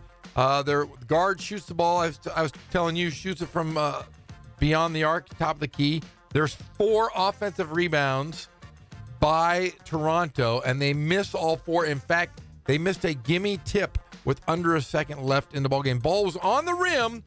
They go up and tip it. No good. Game over. They're going to go OT. And LeBron James, like I said, he's carried this team on his back, willing them to victory. He's played almost every single minute of every single game. Almost. The second half of every game in the playoffs he has played. The second half. You can't take him out. No, but the Cavs did a little bit different. They had a different lineup last night. They ended up going with Kevin Love as their center. As the 5, right? As the big 5-man. Which kind of helped. It created mismatches for Toronto. But I'll tell you what, you need more from your 2 studs. If you're Toronto, you got to be unhappy when Terrell Lowry and your other guy doesn't do anything. Kyle Lowry and DeMar DeRozan did nothing at the end of that game. But they still almost won. They should have won. They led like the whole game until the very end. But they didn't win. LeBron came in with his cape on, and he took it away. But I will say this, I still think the series will at least go 6 games. I think Toronto will win on their home court. In 6 games? They're going to have to play at least 6. So you're telling me that Toronto's going to win 4 of the next 5 against the Cavaliers? I think that Toronto, I don't know if they're going to win the series, but I think the series will go 6 games, maybe 7. I don't see Toronto losing again on their home court, and I think that they could steal one because we've seen how up and down Cleveland is. I think that Toronto could steal a win on the road in Cleveland. We've seen it already happen this year. LeBron had a triple-double last night, 26 points, 13 assists, 11 rebounds. He did a little bit of everything for Cleveland, which he always does. He's a point forward. He's going to handle the basketball. He's going to rebound as well. Triple-double. Wasn't that an old video game? Triple-double? I don't know. Double dribble. Greg knows. See, you guys are too young for me. You guys are like little kids. Double dribble. Yeah. Greg knew. I remember playing Atari, and they had one-on-one basketball, and they were stick guys. They didn't even dribble. You wouldn't even dribble. Yeah, it was the worst. But now all these games now, my son has them. This NBA 2K, I can't figure it out. Too many buttons. Give me 2 buttons, I'm good. Yeah, I stopped after NBA Jam. Boom, shakalaka. Yeah, he's on fire. You know, I bet you Greg played that. Big hits. Yeah. I don't remember any of that stuff. Yep. Oh, that was fun. Where was I? I used to waste hours on that game. You're into girls. No, I was into working out and playing basketball back then. You guys were playing video games and ruining your minds. Yeah. I was broadening my minds with broads and Smart books. guy over broads and books, my friend. Broads and books. And you still read a lot. I read every single day. I try to get an hour every single night in. Do you really? Every night, every day. So you lay in bed and just read? Sometimes, or I sit. I have some time at work. I always try to crack open a book because the more I don't ever want to be that guy when I'm old and you go, hey, what's that over there? Well, I think it's it's a garage. Keep your brain sharp. I want to be sharp. I want to know what everything is. I want to increase my vocabulary as I get older. Smart guy. Yeah, smart Prides guy. himself on being a smart guy. And I'm a mayor in many circles. So we're talking about the Cavaliers and the Raptors. And, of course, if you're at a Raptors game and you're north of the border, you're in Toronto, you're in Canada, of course, who's going to be there right there along the court watching the game? It's your boy, Drake. Drizzy? Drake. Is that what they call him, Drizzy? Lil Drizzy. He's an actor. He was an actor, they said. Yeah, but he's a rapper. Or a singer. Or I was he couldn't both? take him. Was he yelling at somebody? Was he yelling? Yeah, when the hotline blings, he's yelling. No, it's yelling. Kendrick Perkins last night. You're right. literally yelling at him. Excuse me. I hear Pep is having problems here coughing. I will say this. If I saw a pop star singing, and I'm going to call him a pop star. He's not a rapper. He's a pop star. So, wait, Kendrick Perkins is what, like 6'9", 6'10"? 6'9", 6'10", and huge. Ripped. Yeah, big fella. How big is Lil Drizzy? 5'9", Will you Google that, Colin? Yeah, I wanna know know how tall Drake is, Lil Drizzy, or how big he is. I have a hard time with these guys. I have a hard time with Kevin Hart trying to jump on the stage when Philly won the Super Bowl. I have a hard time when Drake steps in and acts like I have a hard time with Spike Lee, for gosh sakes, talk smack from the bleachers. I think it's, how big is he? Do we know? Lil Drizzy, 6 foot. Oh, get out of here. So he's like my height. Yeah, I am not. I'm not a big fan of guys that come out and really provoke professional athletes. We've seen it over and over and over. Spike Lee was the guy, right, at all the Knicks games. Yeah. Jack Nicholson has been the stalwart at the Laker games on the sidelines, but he doesn't really say too much. No, he doesn't get, as long as you're not getting involved, yeah, go ahead and sit there, buy your popcorn, enjoy the game. Jack Nicholson did get kicked out of a game once, though. Once? Once. What happened? You remember the circumstances? I just remember him yelling at the referees during the game, and I remember they had him leave. This was in the 80s, and it was great. And it kind of got the whole place going crazy, the old Fabulous Forum. It was great. I like this. I like this song, actually. But I will say this. Little Drizzy. Yeah, Kevin Hart, Drake, all these guys that think they're part of the team, knock it off. Listen, I know that's your hometown. I know you've probably been a lifelong fan. You love that team. You bleed that team. You do all those things. I get it. I've got those teams too. Sure. But just because you're rich and famous doesn't give you the right to just storm the court and start screaming at somebody. No. Hey, Drizzy. Did you see Charles Barkley? Charles Barkley. He wants to fight Draymond Green. He said punch him. He said, I always say this on the show, and maybe I shouldn't. I say I'm going to punch that guy in the nose or his neck. I've said that several times. Yeah, you love saying that. Charles Barkley last night called out Draymond Green and said, because remember Rajon Rondo and Draymond Green got into it. They got in. They were. Rondo's face was in his chest, and he was looking down at Rondo, yelling at him. And then Charles Barkley said he wanted to punch him out. I don't think Charles Barkley can punch anybody out anymore. No. But, hey, wow, what a game that was. That was a fun game to watch. Is that the real game? I have a question for you then. Yes. Hypothetically, if Shaq and Barkley were in a cage, 1 man enter, 2 men enter, 1 man leave, who do you think would be the victor? Shaq in a heartbeat. Shaq and Charles got into it. Would not do it. They got into a little bit of a fisticuffs when they played in the NBA. That's one of Charles's only fights. It was kind of weak. Really? Yeah. And then, do you remember when Charles Barkley grabbed Larry Bird? And Dr. J was pummeling Larry Bird. You remember that? No. Okay, there was a fight when that was real early. Yeah, Charles Barkley's 76ers time. Early in his rookie year. Gosh, I remember it like it was yesterday. That's how bad it was. Charles Barkley goes and grabs Larry Bird. Larry Legend. And I'm telling you right now, Dr. J pummels. You can look up the video. It's crazy. Like punching Larry Bird in the face over and over. And then, of course, Charles Barkley said he was just trying to break up the fight. You don't break up the fight by holding the guy's arms down while he's getting punched. Yeah, so. Hey, so when you think of Charles Barkley, what uniform do you picture him in? Philly. Always. See, I picture him as the Phoenix Suns. No. Because that was like when I was like into basketball. You don't picture him as a Rocket? No, I do remember those days. Because didn't Clyde Drexler come over to Houston when he did? Yes. No. When I picture him on the Phoenix Suns. Because they went to the finals, right? Against Michael Jordan and the Bulls. And they were destroyed. Yeah, of course they were. Yeah. But yeah, it was Kevin Johnson, Charles Barkley. I think Thunder Dan Marley, head coach at Grand Canyon. Yeah, was out there. But yeah, Charles Barkley is one of those guys. I enjoy listening to him. Sometimes I agree with him. Sometimes I hate him. But did you hear what Draymond Green said in rebuttal? No. Oh, he said something to the effect of, people can always go on social media and they hide behind their keyboard and they can say whatever they want. But Charles Barkley, he actually runs into Draymond Green once in a while. So he said, hey, you know how to find me. You see me. It's not like you're going to hide behind a computer. You actually see me face to face. So if you want to punch me, punch me. Wow. Do it. Well, we have known that Charles did issue an apology earlier this afternoon. He did? He did. Of course, he's got to, because they were talking about taking him off the TV broadcast. channel probably told him to take it down. But I will say this.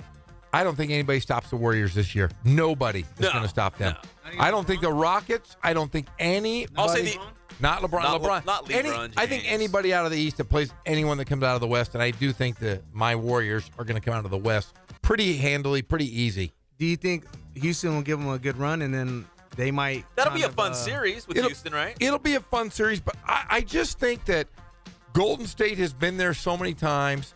CP3 has never really been in that situation where, it's been you win, you go to the World Championship. Has he ever been past the Western Conference semifinals? No, he has not. He hasn't, right? No, With the Clippers, they never went past that point. And you have guys. Capella's a very complimentary, good athlete. And James Harden, everybody, he's going to be the MVP. He's the most explosive scorer in the NBA. But he has disappeared at times. He's disappeared at times this year. And remember, last year in the elimination game, he didn't score in the second half. I think he put up 2 points, and it was the most embarrassing game of James Harden's life. And I don't see them getting past a solid team that's been there every single year. They have 2 championships. When you have guys like Thompson who's making shots. Steph Curry came off the bench as a 6th man. 28 points last night off the bench after that MCL injury. Yeah, unbelievable. They were shooting from 25, 30 feet out. They are a joy to watch. If you enjoy basketball and scoring points, they're a joy to watch. They beat New Orleans last night, 121-116, so they lead that playoff series 2-0. Jeff, I would say the only team that would have a chance of beating Golden State this year is Boston, if they had everybody. If they had everybody, that would be the series. That would be the only team I would say, you know what? That's going to be a battle. That will be a real battle for Middle Earth. The winner would be the champion. And we're going to hopefully see a little bit of it next year. You'd like to see Gordon Hayward. You'd like to see Kyrie Irving come back and really fill that roster. We know that Philadelphia is going to be good for years to come. They've got 2 of the studs, Simmons and Embiid. But I will say this, Boston, Boston could be in the mix for Kawhi Leonard. And I wouldn't put it past getting rid of Gordon Hayward to bring in Kawhi Leonard. He barely got there. He barely got there. Game. But if there are 2 players in the NBA you would give up the house for. 2. LeBron James. And DeMarcus Cousins. No! And Kawhi Leonard. Those are the only 2 players I agree. You give the farm up for. And Boston, I know there were talks just yesterday that if there was a trade for Gordon Hayward, they would pull it in a second. If Kawhi Leonard was involved. Yes. Or LeBron James. But I don't think they get LeBron. No, they don't. I think their goal. And there's talk that LeBron would go to Philly. I don't think Philly necessarily needs or wants LeBron. There is no need for LeBron to go to Philly. You have a guy, a ball-dominant point guard. Ben Simmons is LeBron. Like the same guy, right? He is. Well, he can't shoot. He's got, Ben Simmons doesn't have that jump shot yet, but he's young. He's going to develop it. But he's, 6'11" point guard. He's kind of a hybrid of a Magic Johnson, LeBron James. Any good player you can imagine, he just needs to work on that offensive skill set. But Joel Embiid, though, is one of those guys. He's a beast, and he's only. I didn't know he was that good. I had no idea he was going to be that good coming out of Kentucky. Oh, and I had no idea. And his upside is still his ceiling is so high. He's going to be a dominant player for a long time to come. We also got game 2 between the Jazz and the Rockets tonight. Did the Jazz get any games in this series? Like we talked about yesterday. Maybe they steal one in Salt Lake City. Thou shalt not steal, but it's going to happen in Utah. I think they get one. I don't see a sweep for sure. I don't think the Rockets have it in them to sweep. That would be a lot of effort. We have not seen James Harden play the greatest of defense over his career, but he would really have to stop Donovan Mitchell. And I think Donovan Mitchell, and I've told everybody this, is a budding superstar. Right now, I'd say he's in the top 3 or 4 scoring guards in the NBA, for sure. Probably right. And he's a good player, and they're well coached. I don't see them sweeping the Jazz. If you want competitive basketball, watch the Eastern Conference. I think those are going to be some battles. They could be 7-game series. I think out west, it feels like it's a foregone conclusion. that Houston and Golden State are going to be on this collision course to meet in the Western Conference Finals. It's been like that all season long. I don't see that changing here here at the end as we get into the Western Conference semis going into the Western Conference Finals. When we come back, we're going to talk NFL. The top rookie jersey sales out so far. Remember we said Saquon Barkley of the Giants had a record-setting night. The night of the draft, his jersey was popping off. Now we've had about, I don't know, the better part of a week after the draft to see where the jersey sales are going to rank. We got those. There's a surprise or two in the top 5. We got the jersey sales plus John Gruden of the Raiders taking over the world. What? Yeah, he's taking over everything. We'll be back. You're listening to your favorite show, the Inland Sports Show on Fox Sports IE, 1350 AM.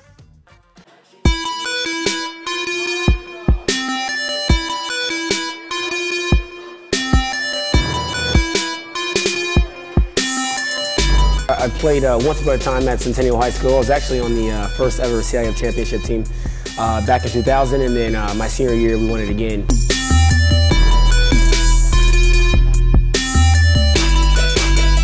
I'd say that's my passion because I've done it. You know, I know exactly where these athletes are at. I know what their mindset is right now. I know how hard it is to, number one, find a performance coach who can take you to the next level.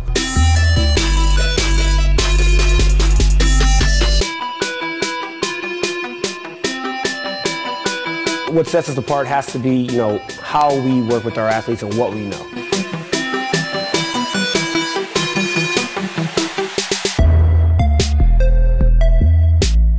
We can take an athlete and you know, help them reach their athletic potential, you know, help them, you know, prevent injuries, help get them stronger.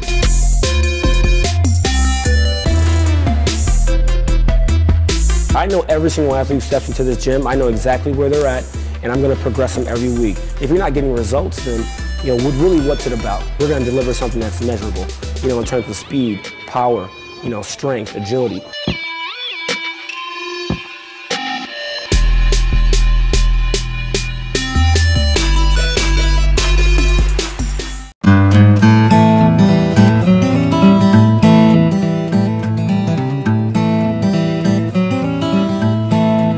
We focus on the customer here.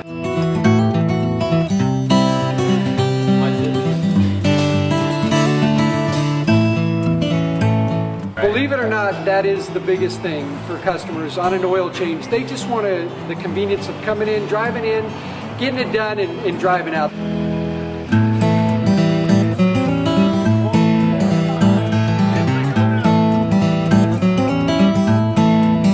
We just greet them, get them going, and they're done in about 10 minutes or so.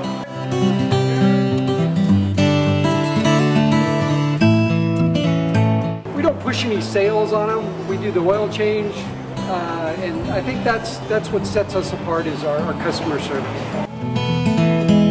Vacuumed and cleaned your windshield for you as well. Everything's looking pretty good. You come into us one time, believe me, we'll spoil you and you'll be ready to come back the next time.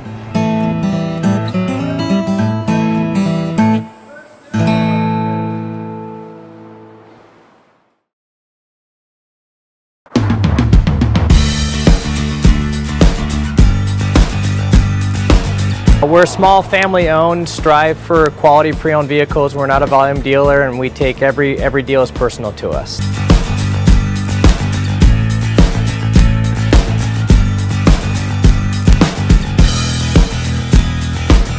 We're a low-stress environment. We're not a pressure sales house. If you want to shop us, you're more than welcome to shop us. We have, like I said, great rates, competitive financing, a lot of one-owner, clean Carfax, clean title vehicles.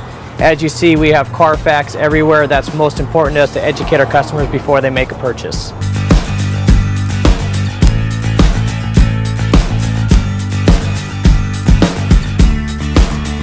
We're right off of Ontario, right off a couple exits off the 15 freeway, off Cajalco, off El Cerrito, and we're right on the main drag going into Dos Logos and the crossings.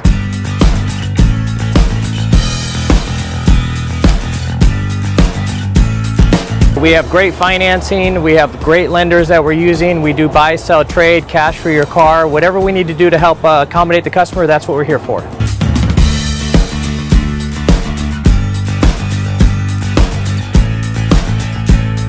We have a little bit of everything. We start at about $69.95 and go all the way up to $100,000. We have Escalades, we have commuters, we have pickup trucks, we have Jeeps, sport utilities, and if we don't have it, our specialty is finding you exactly what you're looking for.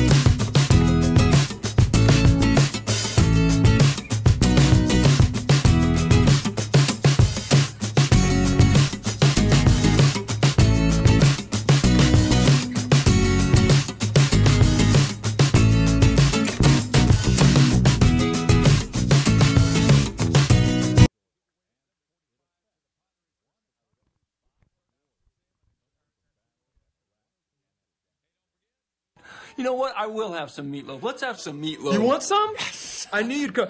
Hey, Mom! The meatloaf! We want it now! The meatloaf! What is she doing? I never know what she's doing back there. We're back to the Inland Sports Show. Here are your hosts, Pep Fernandez and Jeff Gorham.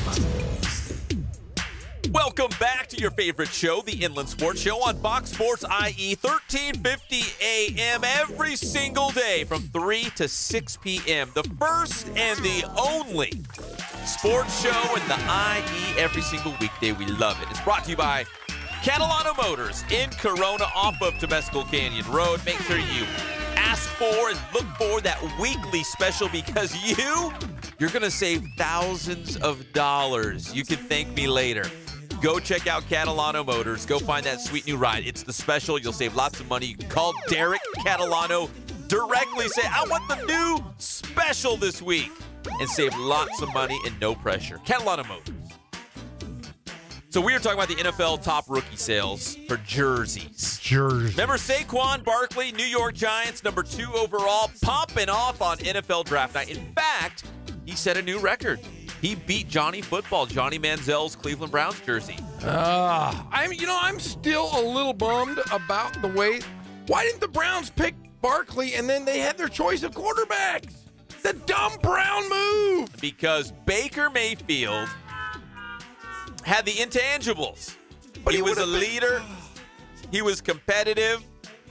He walked into a room and everybody else knew it.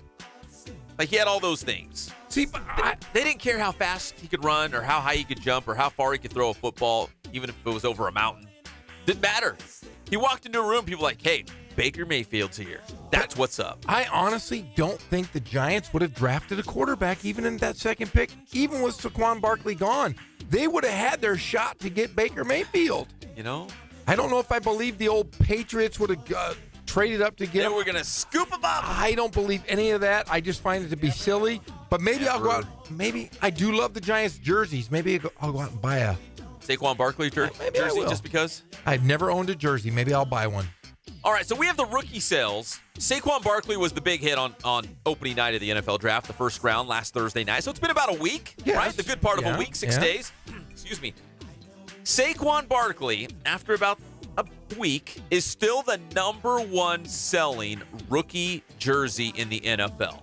No surprise, right? I mean, if he was the hot ticket on draft night, he's still the hot ticket. So let's talk about the top 5. Okay, the top 5 jersey sales in the NFL with just the rookies. Saquon Barkley, New York Giants, number 1. Number 2, Baker Mayfield of the Cleveland Browns. And why not, right? You know what number he's going to wear? 2. He's going to wear number 6. 6. There was a video. I think the Browns posted it on Twitter. And he went into the, basically like the team locker room, like the equipment area. And they said, okay, Baker, this is what we have available. So it wasn't like, hey, whatever you want. It was like, this is what we have available. And I think it was between 6 and 11. And he went with 6. Cody Kessler was number 6 with the Cleveland Browns. So he's going to be wearing number 6 now. So that's the hot ticket out there in Cleveland. Everyone's running around with Baker Mayfield jerseys right now. Now, in Cleveland. I don't think I'll buy a Browns jersey anyways. You're not? Ever. No, I'm colorblind. It'd be green to me. You're like, they're the Browns? They're Why the are they Browns. called the Browns when they're not even brown? They're green, right? Yeah, I would never. I'd never buy a Browns jersey. I do like the Giants uniform, so I probably would get a Giants. But I'm not. Who am I kidding? I'm not going to buy a uniform. Maybe, Jeff, you will buy a Sam Darnold jersey. No, too vanilla. The former USC quarterback, selected by the Jets, is number 3 in jersey sales, and he will be keeping the number 14. He was 14 at USC. He's going to be 14 with the New York Jets. It's the number 3 seller in rookie jerseys right now. Okay. In the NFL. Number 4, and here's where we get a little sideways. Number 4, Josh Allen of the Buffalo Bills, the big quarterback out of Wyoming. I would have a hard time just because it's Josh. Hey, Josh. Josh Allen. I have a Josh Allen's jersey. Yeah, I'm not going to wear it. He's number 4, though. That's so Bills fans creepy. are excited. People in upstate New York, you cannot get your hands on a Josh Allen jersey quick enough in upstate. It'll next be at Ross. The Josh Allen jersey will be at Orange Ross. sticker on it, clear. Yes, very much so. And finally, the top 5.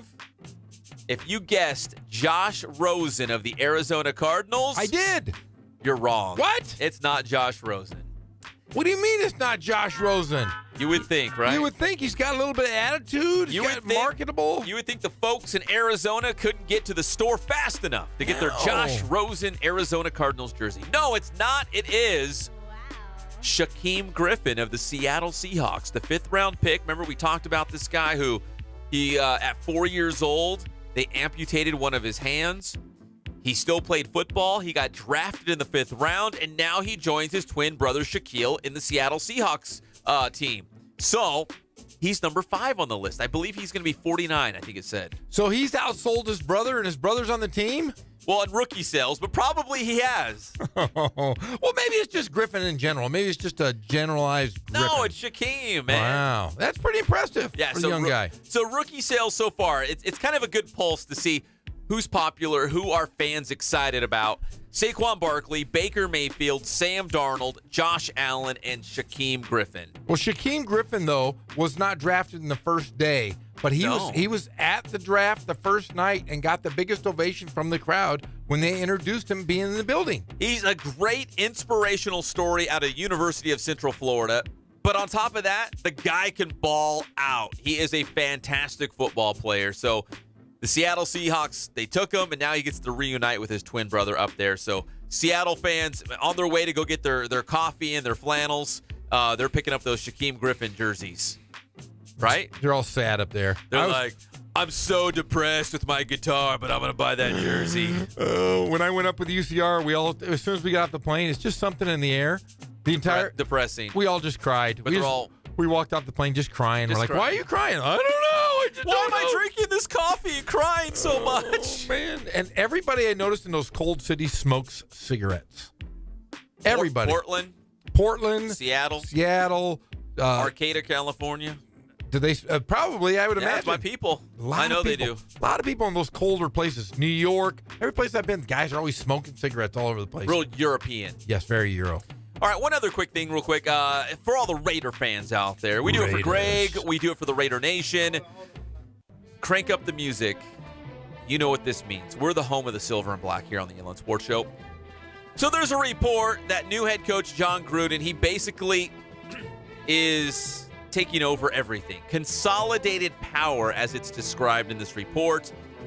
Basically, see, the Raiders do have a GM. It's Reggie McKenzie. But they're saying that John Gruden is calling all the shots. He is the CEO. He is the GM. He is the future mayor. He is the head coach. He's everything. He is calling all the shots. It's John Gruden's team. Are you okay with that, Greg? Are you cool with that? All I gotta say is this. Hi, I'm Chucky. Wanna play? Let him do it. Oh. You know what I mean? But what did you expect? $100 million contract, the return of John Gruden. Listen, he is the, I mean, Derek Carr is a huge name, but John Gruden right now is the face of the Raiders. He's going to sculpt it, man. He's going to the Academy of Art, which is right down the road from the Raiders, and he is sculpting this Super Bowl champion right now. He is Lex Luthor of the NFL. He's Lex Luthor. He's taken over the world. He is the hair. He's got hair, but he is the Lex Luthor of the NFL and the Raiders. It didn't work out, right? Now he's calling the shots, and for better or for worse, he put all the money. They're putting all the money into John Gruden. He's going to either, take them to a new level and Super Bowl title, or he's going to run them into the ground. So is it a 10-year deal worth $100 million? Is that what it is? Yes. Wow. Well, remember when they asked him at the press conference, he didn't really get into it. He said, he's like, oh, yeah, it was just, some money. He didn't say exactly the exact numbers in the contract or the amount.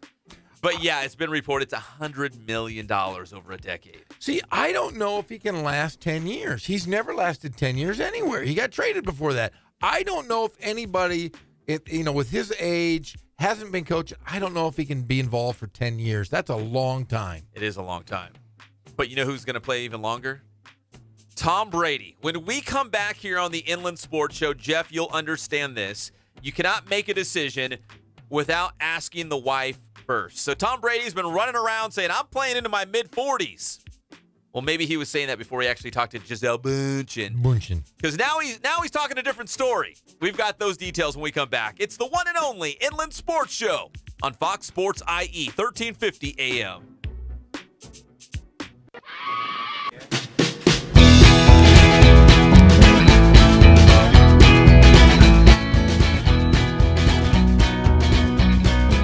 Thank God, first of all. I thank the great people that I've got around me that help support me, the people that work for me. As I started, if it wasn't for the people around me, we probably wouldn't be here right now, but I've got a great staff. I've got great people that do stuff for us outside the store, and we've been very, very fortunate.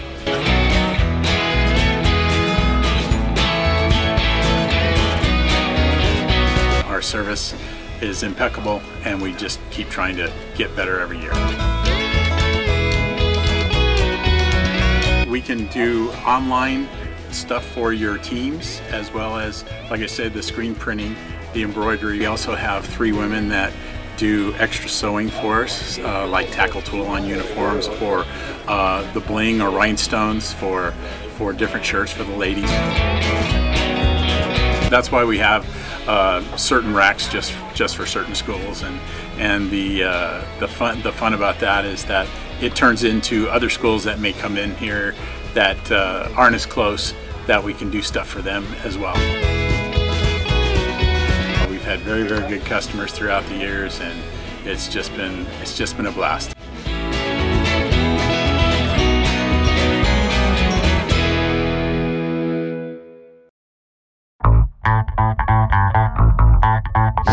How you guys doing today? Coach Ray here from Boost Training. We're here today at the Boost Performance Center with the one and only Pep Fernandez.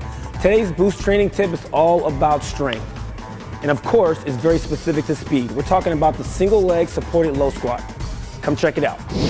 So when it comes to athletic performance, and more specifically speed, it's all about the ability to generate force, all about being nice and strong. Now, running is a single leg motion. So it makes sense that you have to have a great foundation of strength. You gotta have single leg strength. So this exercise really works on that single leg strength here with a deep bend in the hips, the knees, and the ankles. So what Mike is gonna do is gonna have an open hand grip, all right? He's gonna get nice and tight to the rack. He's gonna be doing this, he's gonna have his right foot on the ground. He's gonna flex his left knee, all right? He's gonna lower himself nice and easy. He's gonna tap that left knee on the ground and then come up. Now go ahead and do a couple reps here, Micah. All right, so what we want here is we really want to emphasize pushing that left foot in the ground, that right foot in the ground, and not pulling himself up, which is why we have the open hand grip. And as I mentioned before, really getting that deep bend in the ankles, the knees, and the hips, just as if we were sprinting. So if you're not doing this exercise, you really want to add it to your repertoire because it's a great drill for building speed and generating force. We do it right here at Boost.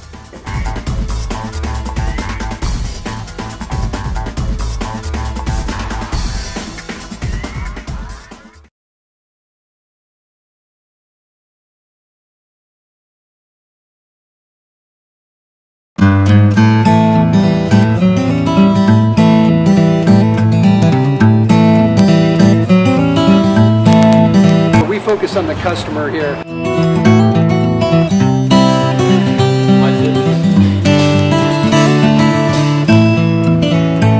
Believe it or not, that is the biggest thing for customers on an oil change. They just want the convenience of coming in, driving in, getting it done, and driving out.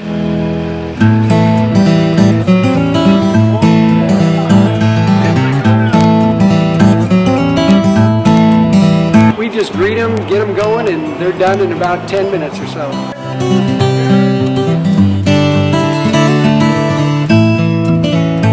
We don't push any sales on them. We do the oil change, and I think that's what sets us apart is our customer service. Vacuumed and cleaned your windshield for you as well. Everything's looking pretty good. Come into us one time, believe me, we'll spoil you and you'll be ready to come back the next time.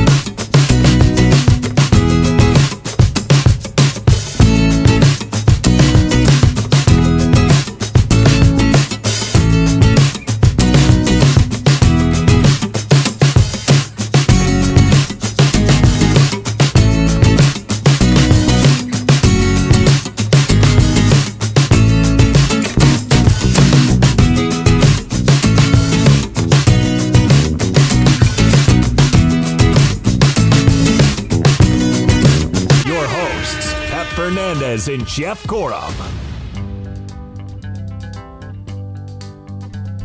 Welcome back to the Inland Sports Show on Fox Sports IE 1350 AM. This segment is brought to you by our friends at Boost Performance Training with Coach Ray Bass. Check out their strength and speed class. See how fast, how strong you can get out there. Be the big man on campus, big star on your team, from lacrosse to football, basketball, baseball, everything in between. Boost Performance Training with Coach Ray Bass. Follow them on Instagram and follow them on Twitter, Boost Performance Training. So, Big Ben Roethlisberger came out and said he wants to play another 3 to 5 years. Not happening. I thought last year he was like contemplating retirement. He can't play like all that of a sudden long. He's like, oh no, I'm good, man. I'm gonna be around for a long time.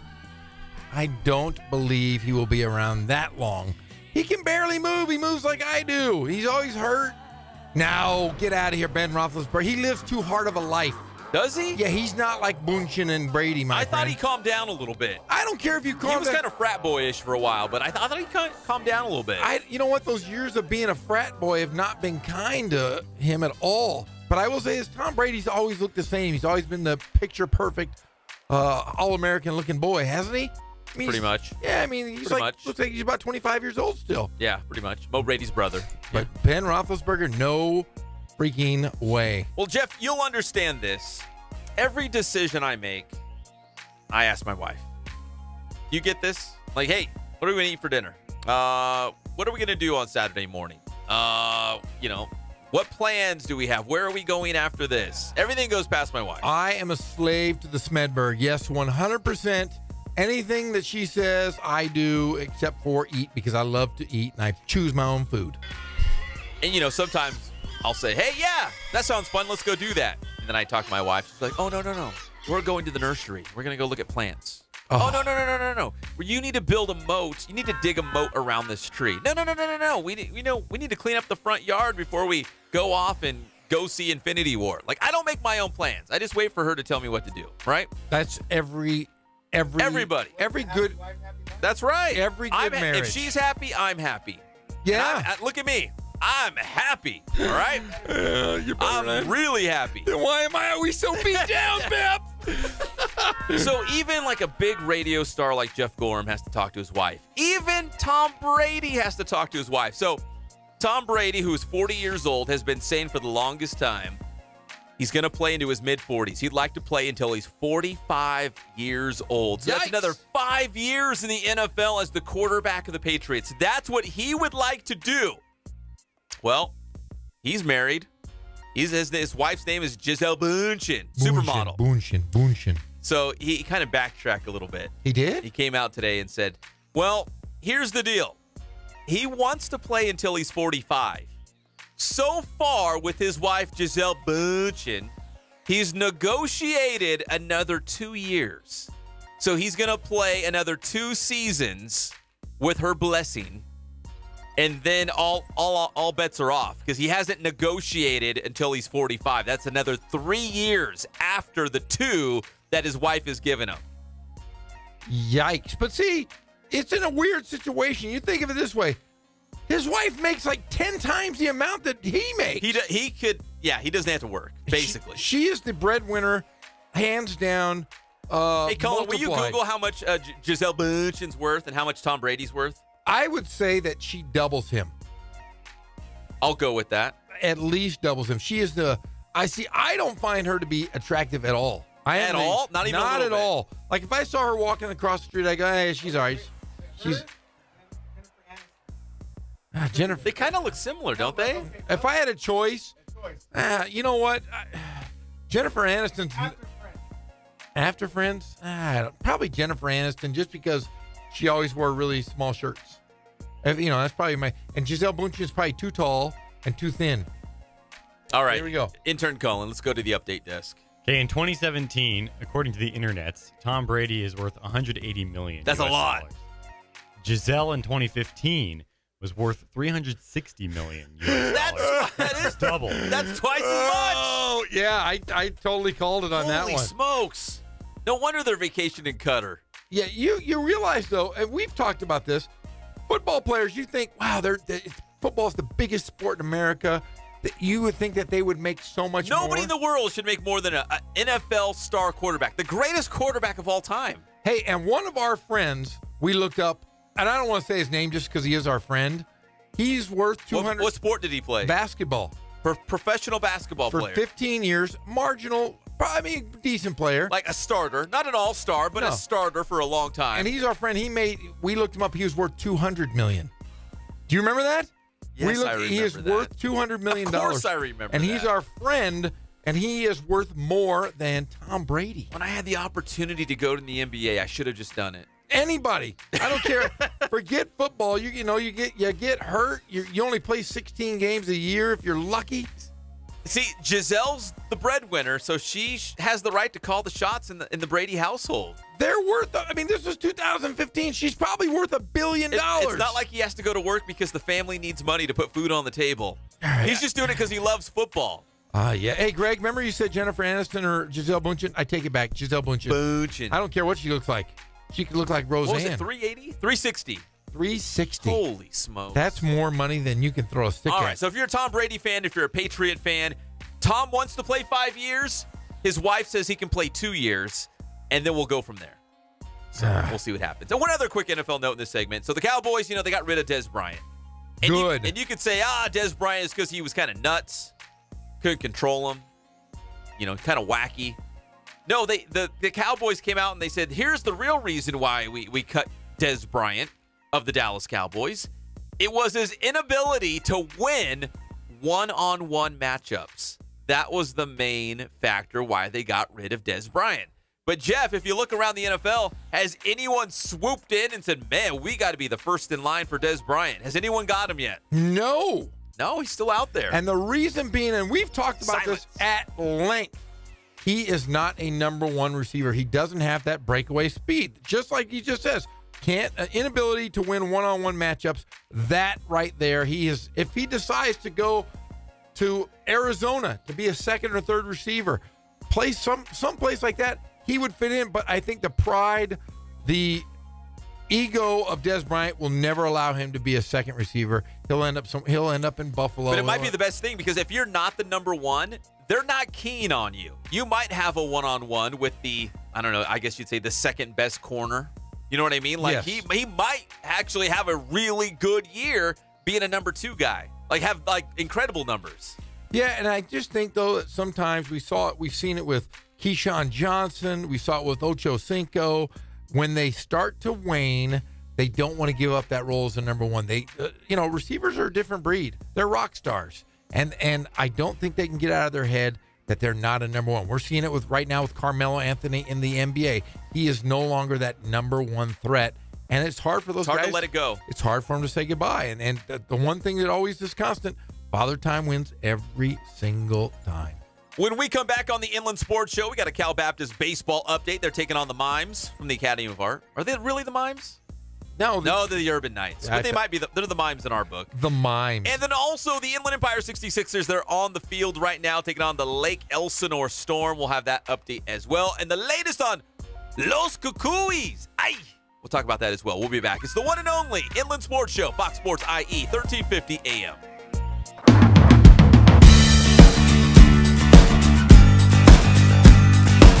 We're small, family-owned, strive for quality pre-owned vehicles. We're not a volume dealer, and we take every deal as personal to us.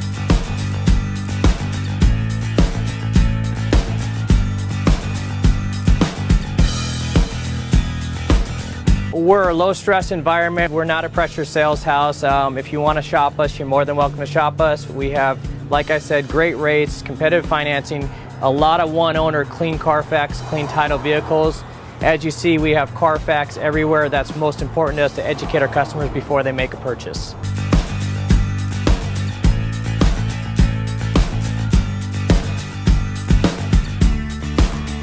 We're right off of Ontario, right off a couple exits off the 15 freeway, off Cajalco, off El Cerrito, and we're right on the main drag going into Dos Logos and the crossings.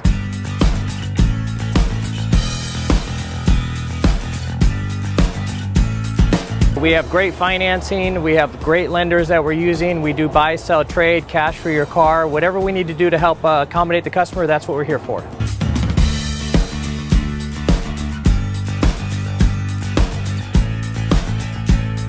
We have a little bit of everything. We start at about $69.95 and go all the way up to $100,000. We have Escalades, we have commuters, we have pickup trucks, we have Jeeps, sport utilities, and if we don't have it, our specialty is finding you exactly what you're looking for.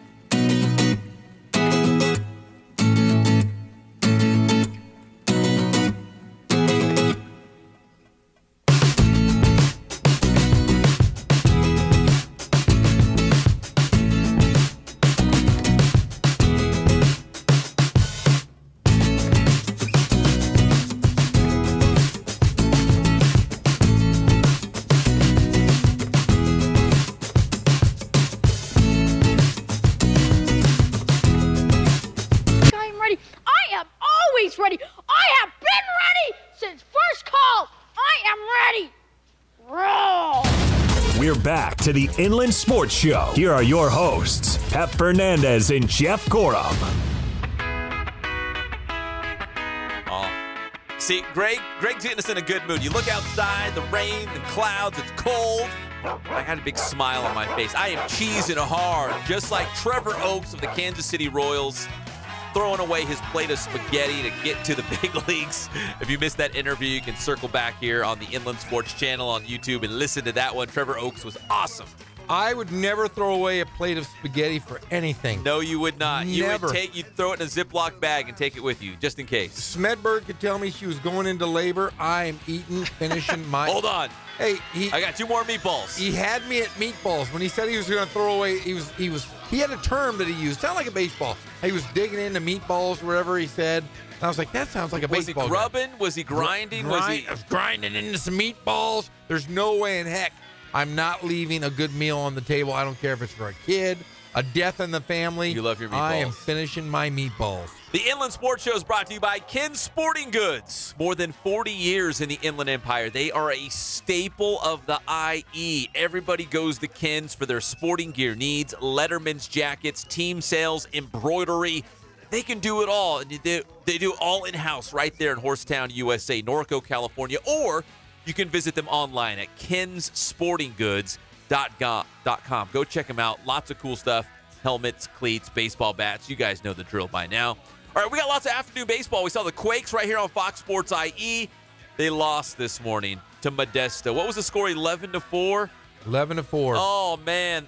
Oh, Skoggy Skog. I can hear it in his voice, Mike Lindskog. It was a battle out there today. But we got more afternoon baseball right here in the Inland Empire going down. Cullen Holtz. We only have him for what? 2 more weeks? Less than 2 weeks? Less than 2 weeks. Like 11 days. Because he announced it on Twitter today. Cullen is going to South Dakota. He's taking his talents. No, North Dakota. He's taking his talents to North Dakota. Yeah, but congratulations, Cullen. The play-by-play man of, say it because I'll probably screw it up. Souris Valley Saber Dogs. The Souris Valley Saber Dogs. There you go. You nailed it. I have no idea what that means. We're going to lose him in less than 2 weeks, so we got to get him in here as much as possible, make him work, get his hands dirty. Cal Baptist right now taking on the Academy of Art. It's the final homestand for the Lancers. They are ranked number 19th in the entire country. Cullen, is CBU winning right now? Tie game. It was 1-0 Academy of Art, but the Lancers just tied it up here in the bottom of the 6th, 1-1. Bottom of the 6th. Was it Luke Navigado? It was not. It was Playa. Oh, he's good, too. He's from Summit High School in Fontana. Look at you. A wealth of knowledge. Right? Anybody back me up? He is. No, he is. Sure. I think he is. I'm pretty sure he is. You are the king of names. I am the king. You remember kids from, I mean, honestly, I can barely remember you guys when I walk in. You can't remember your own kids' names. No, I always screw up. I went to a party one day, and I'm like, yeah, this is my son, Johnny, and I'm holding Luke. And Carla's like, oh, that's Luke. I went, oh, okay, this is my son, Connor. No, it's Luke. Oh! Good try. Yeah, I'm terrible with names. I apologize. Yeah, old Playa. Yes. Summit High School. The Storm taking on the 66ers, another early game in the California League. I wonder why there was an early game. So the Quakes had the education day, right, where all the kids come out to Lone Mart Field and they pack the place and everyone's screaming and learning, and it's just a great day. And they held off the rain, which is even better. But the Storm and Sixers have a 3:30 game. So right now at San Manuel Stadium, they are on the field because at the Storm Stadium, Jeff, down there at the Diamond in Lake Elsinore, they've got wall-to-wall Southwestern League baseball. Temecula Valley, Vista Murrieta, they're all in action today at the Diamond. And our guy, Daryl Trujillo, is at the Diamond in Lake Elsinore covering all that great high school baseball today. Hey, he's your guy. He's not my guy. He's my guy. He is not my guy. He's my guy. He's your dude. He's going to have a full recap later on the Inland Sports website, so look for that. So they're at the Diamond in Lake Elsinore because the Storm is in San Bernardino taking on the 66ers. Let's go straight back to the update desk. Cullen has more. Top of the 7th, Inland Empire 4, Lake Elsinore 0. Pair of home runs for the Inland Empire 66ers. Luis Rengifo, if I said that right, and Jordan Zimmerman both have homers. I think, and it doesn't make sense, but I think it's Refijo because I think that G is pronounced like a J, which is pronounced like a H. Does that make sense? No, maybe. But we'll go with that. Playas from Summit High School. I'm pretty sure about that one. You better figure this stuff out, Colin. You got to be careful. You can't go to South Dakota. And North Dakota. North Dakota. You can't go to North Dakota and not know how to pronounce some of those names. So. All right. Hey, have you looked at the roster for the Saber Dogs? I have. No local guys, because I know that's going to be your first question. That was my first question. My second question is, was there any crazy names? You're like, oh, boy, I'm going to have to figure this one out. Not that I saw. Okay. So I think I'm going to be okay. Hey, coming up tomorrow, the Inland Empire 66ers will be Los Cucuys, the boogeyman. You know how they say that in Spanish, the boogeyman? And this was part of a minor league baseball deal called the Copa de la Diversión campaign. You know what that means? No. The fun campaign. Fun. Diversión, fun. So you have some fun. So it's celebrating Hispanic heritage. So the 66ers are going to be Los Cucuys tomorrow with the boogeyman. And Mike Linskog's team, the Rancho Cucamonga Quakes, right here on Fox Sports IE, they will be Los Temblores this season, which is the Quakes in Spanish, right? Yes. So they're going to do it off and on. Bingo. Sí, por yes. supuesto. So the Quakes are going to do some Sunday games as Los Temblores, the Quakes, and then the 66ers, they've selected several Thursday games throughout the season. In fact, I think there's 8 of them. Yeah. And they're going to be Los Cucuys, the boogeyman. I'm fired up. So, I want one of those hats more than anything in the world. They're pretty cool. Yes, you have one. Of course I have. And I don't. They hooked it all the way up.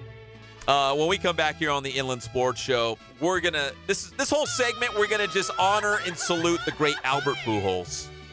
I know he's a St. Louis Cardinal, but now he's one of us. He's one of the Angels. He's one of the all-time greats. I know we packed the Big A to see Mike Trout. We packed the Big A to see Shohei Ohtani. But Albert Pujols, one of the greatest players of all time. We got him right here in our own backyard. We're going to enjoy, embrace, celebrate the old Pujols when we come back here on the Inland Sports Show. Cullen's going to be there on Thursday. That could be the night he gets hit number 3,000. It could be. You better videotape it. It better be. We're going to get you an exclusive interview with Pujols. Okay, Cullen? You and Trent Rush. We're going to make it happen. We'll be back. It's the one and only Inland Sports Show on Fox Sports IE, 1350 AM.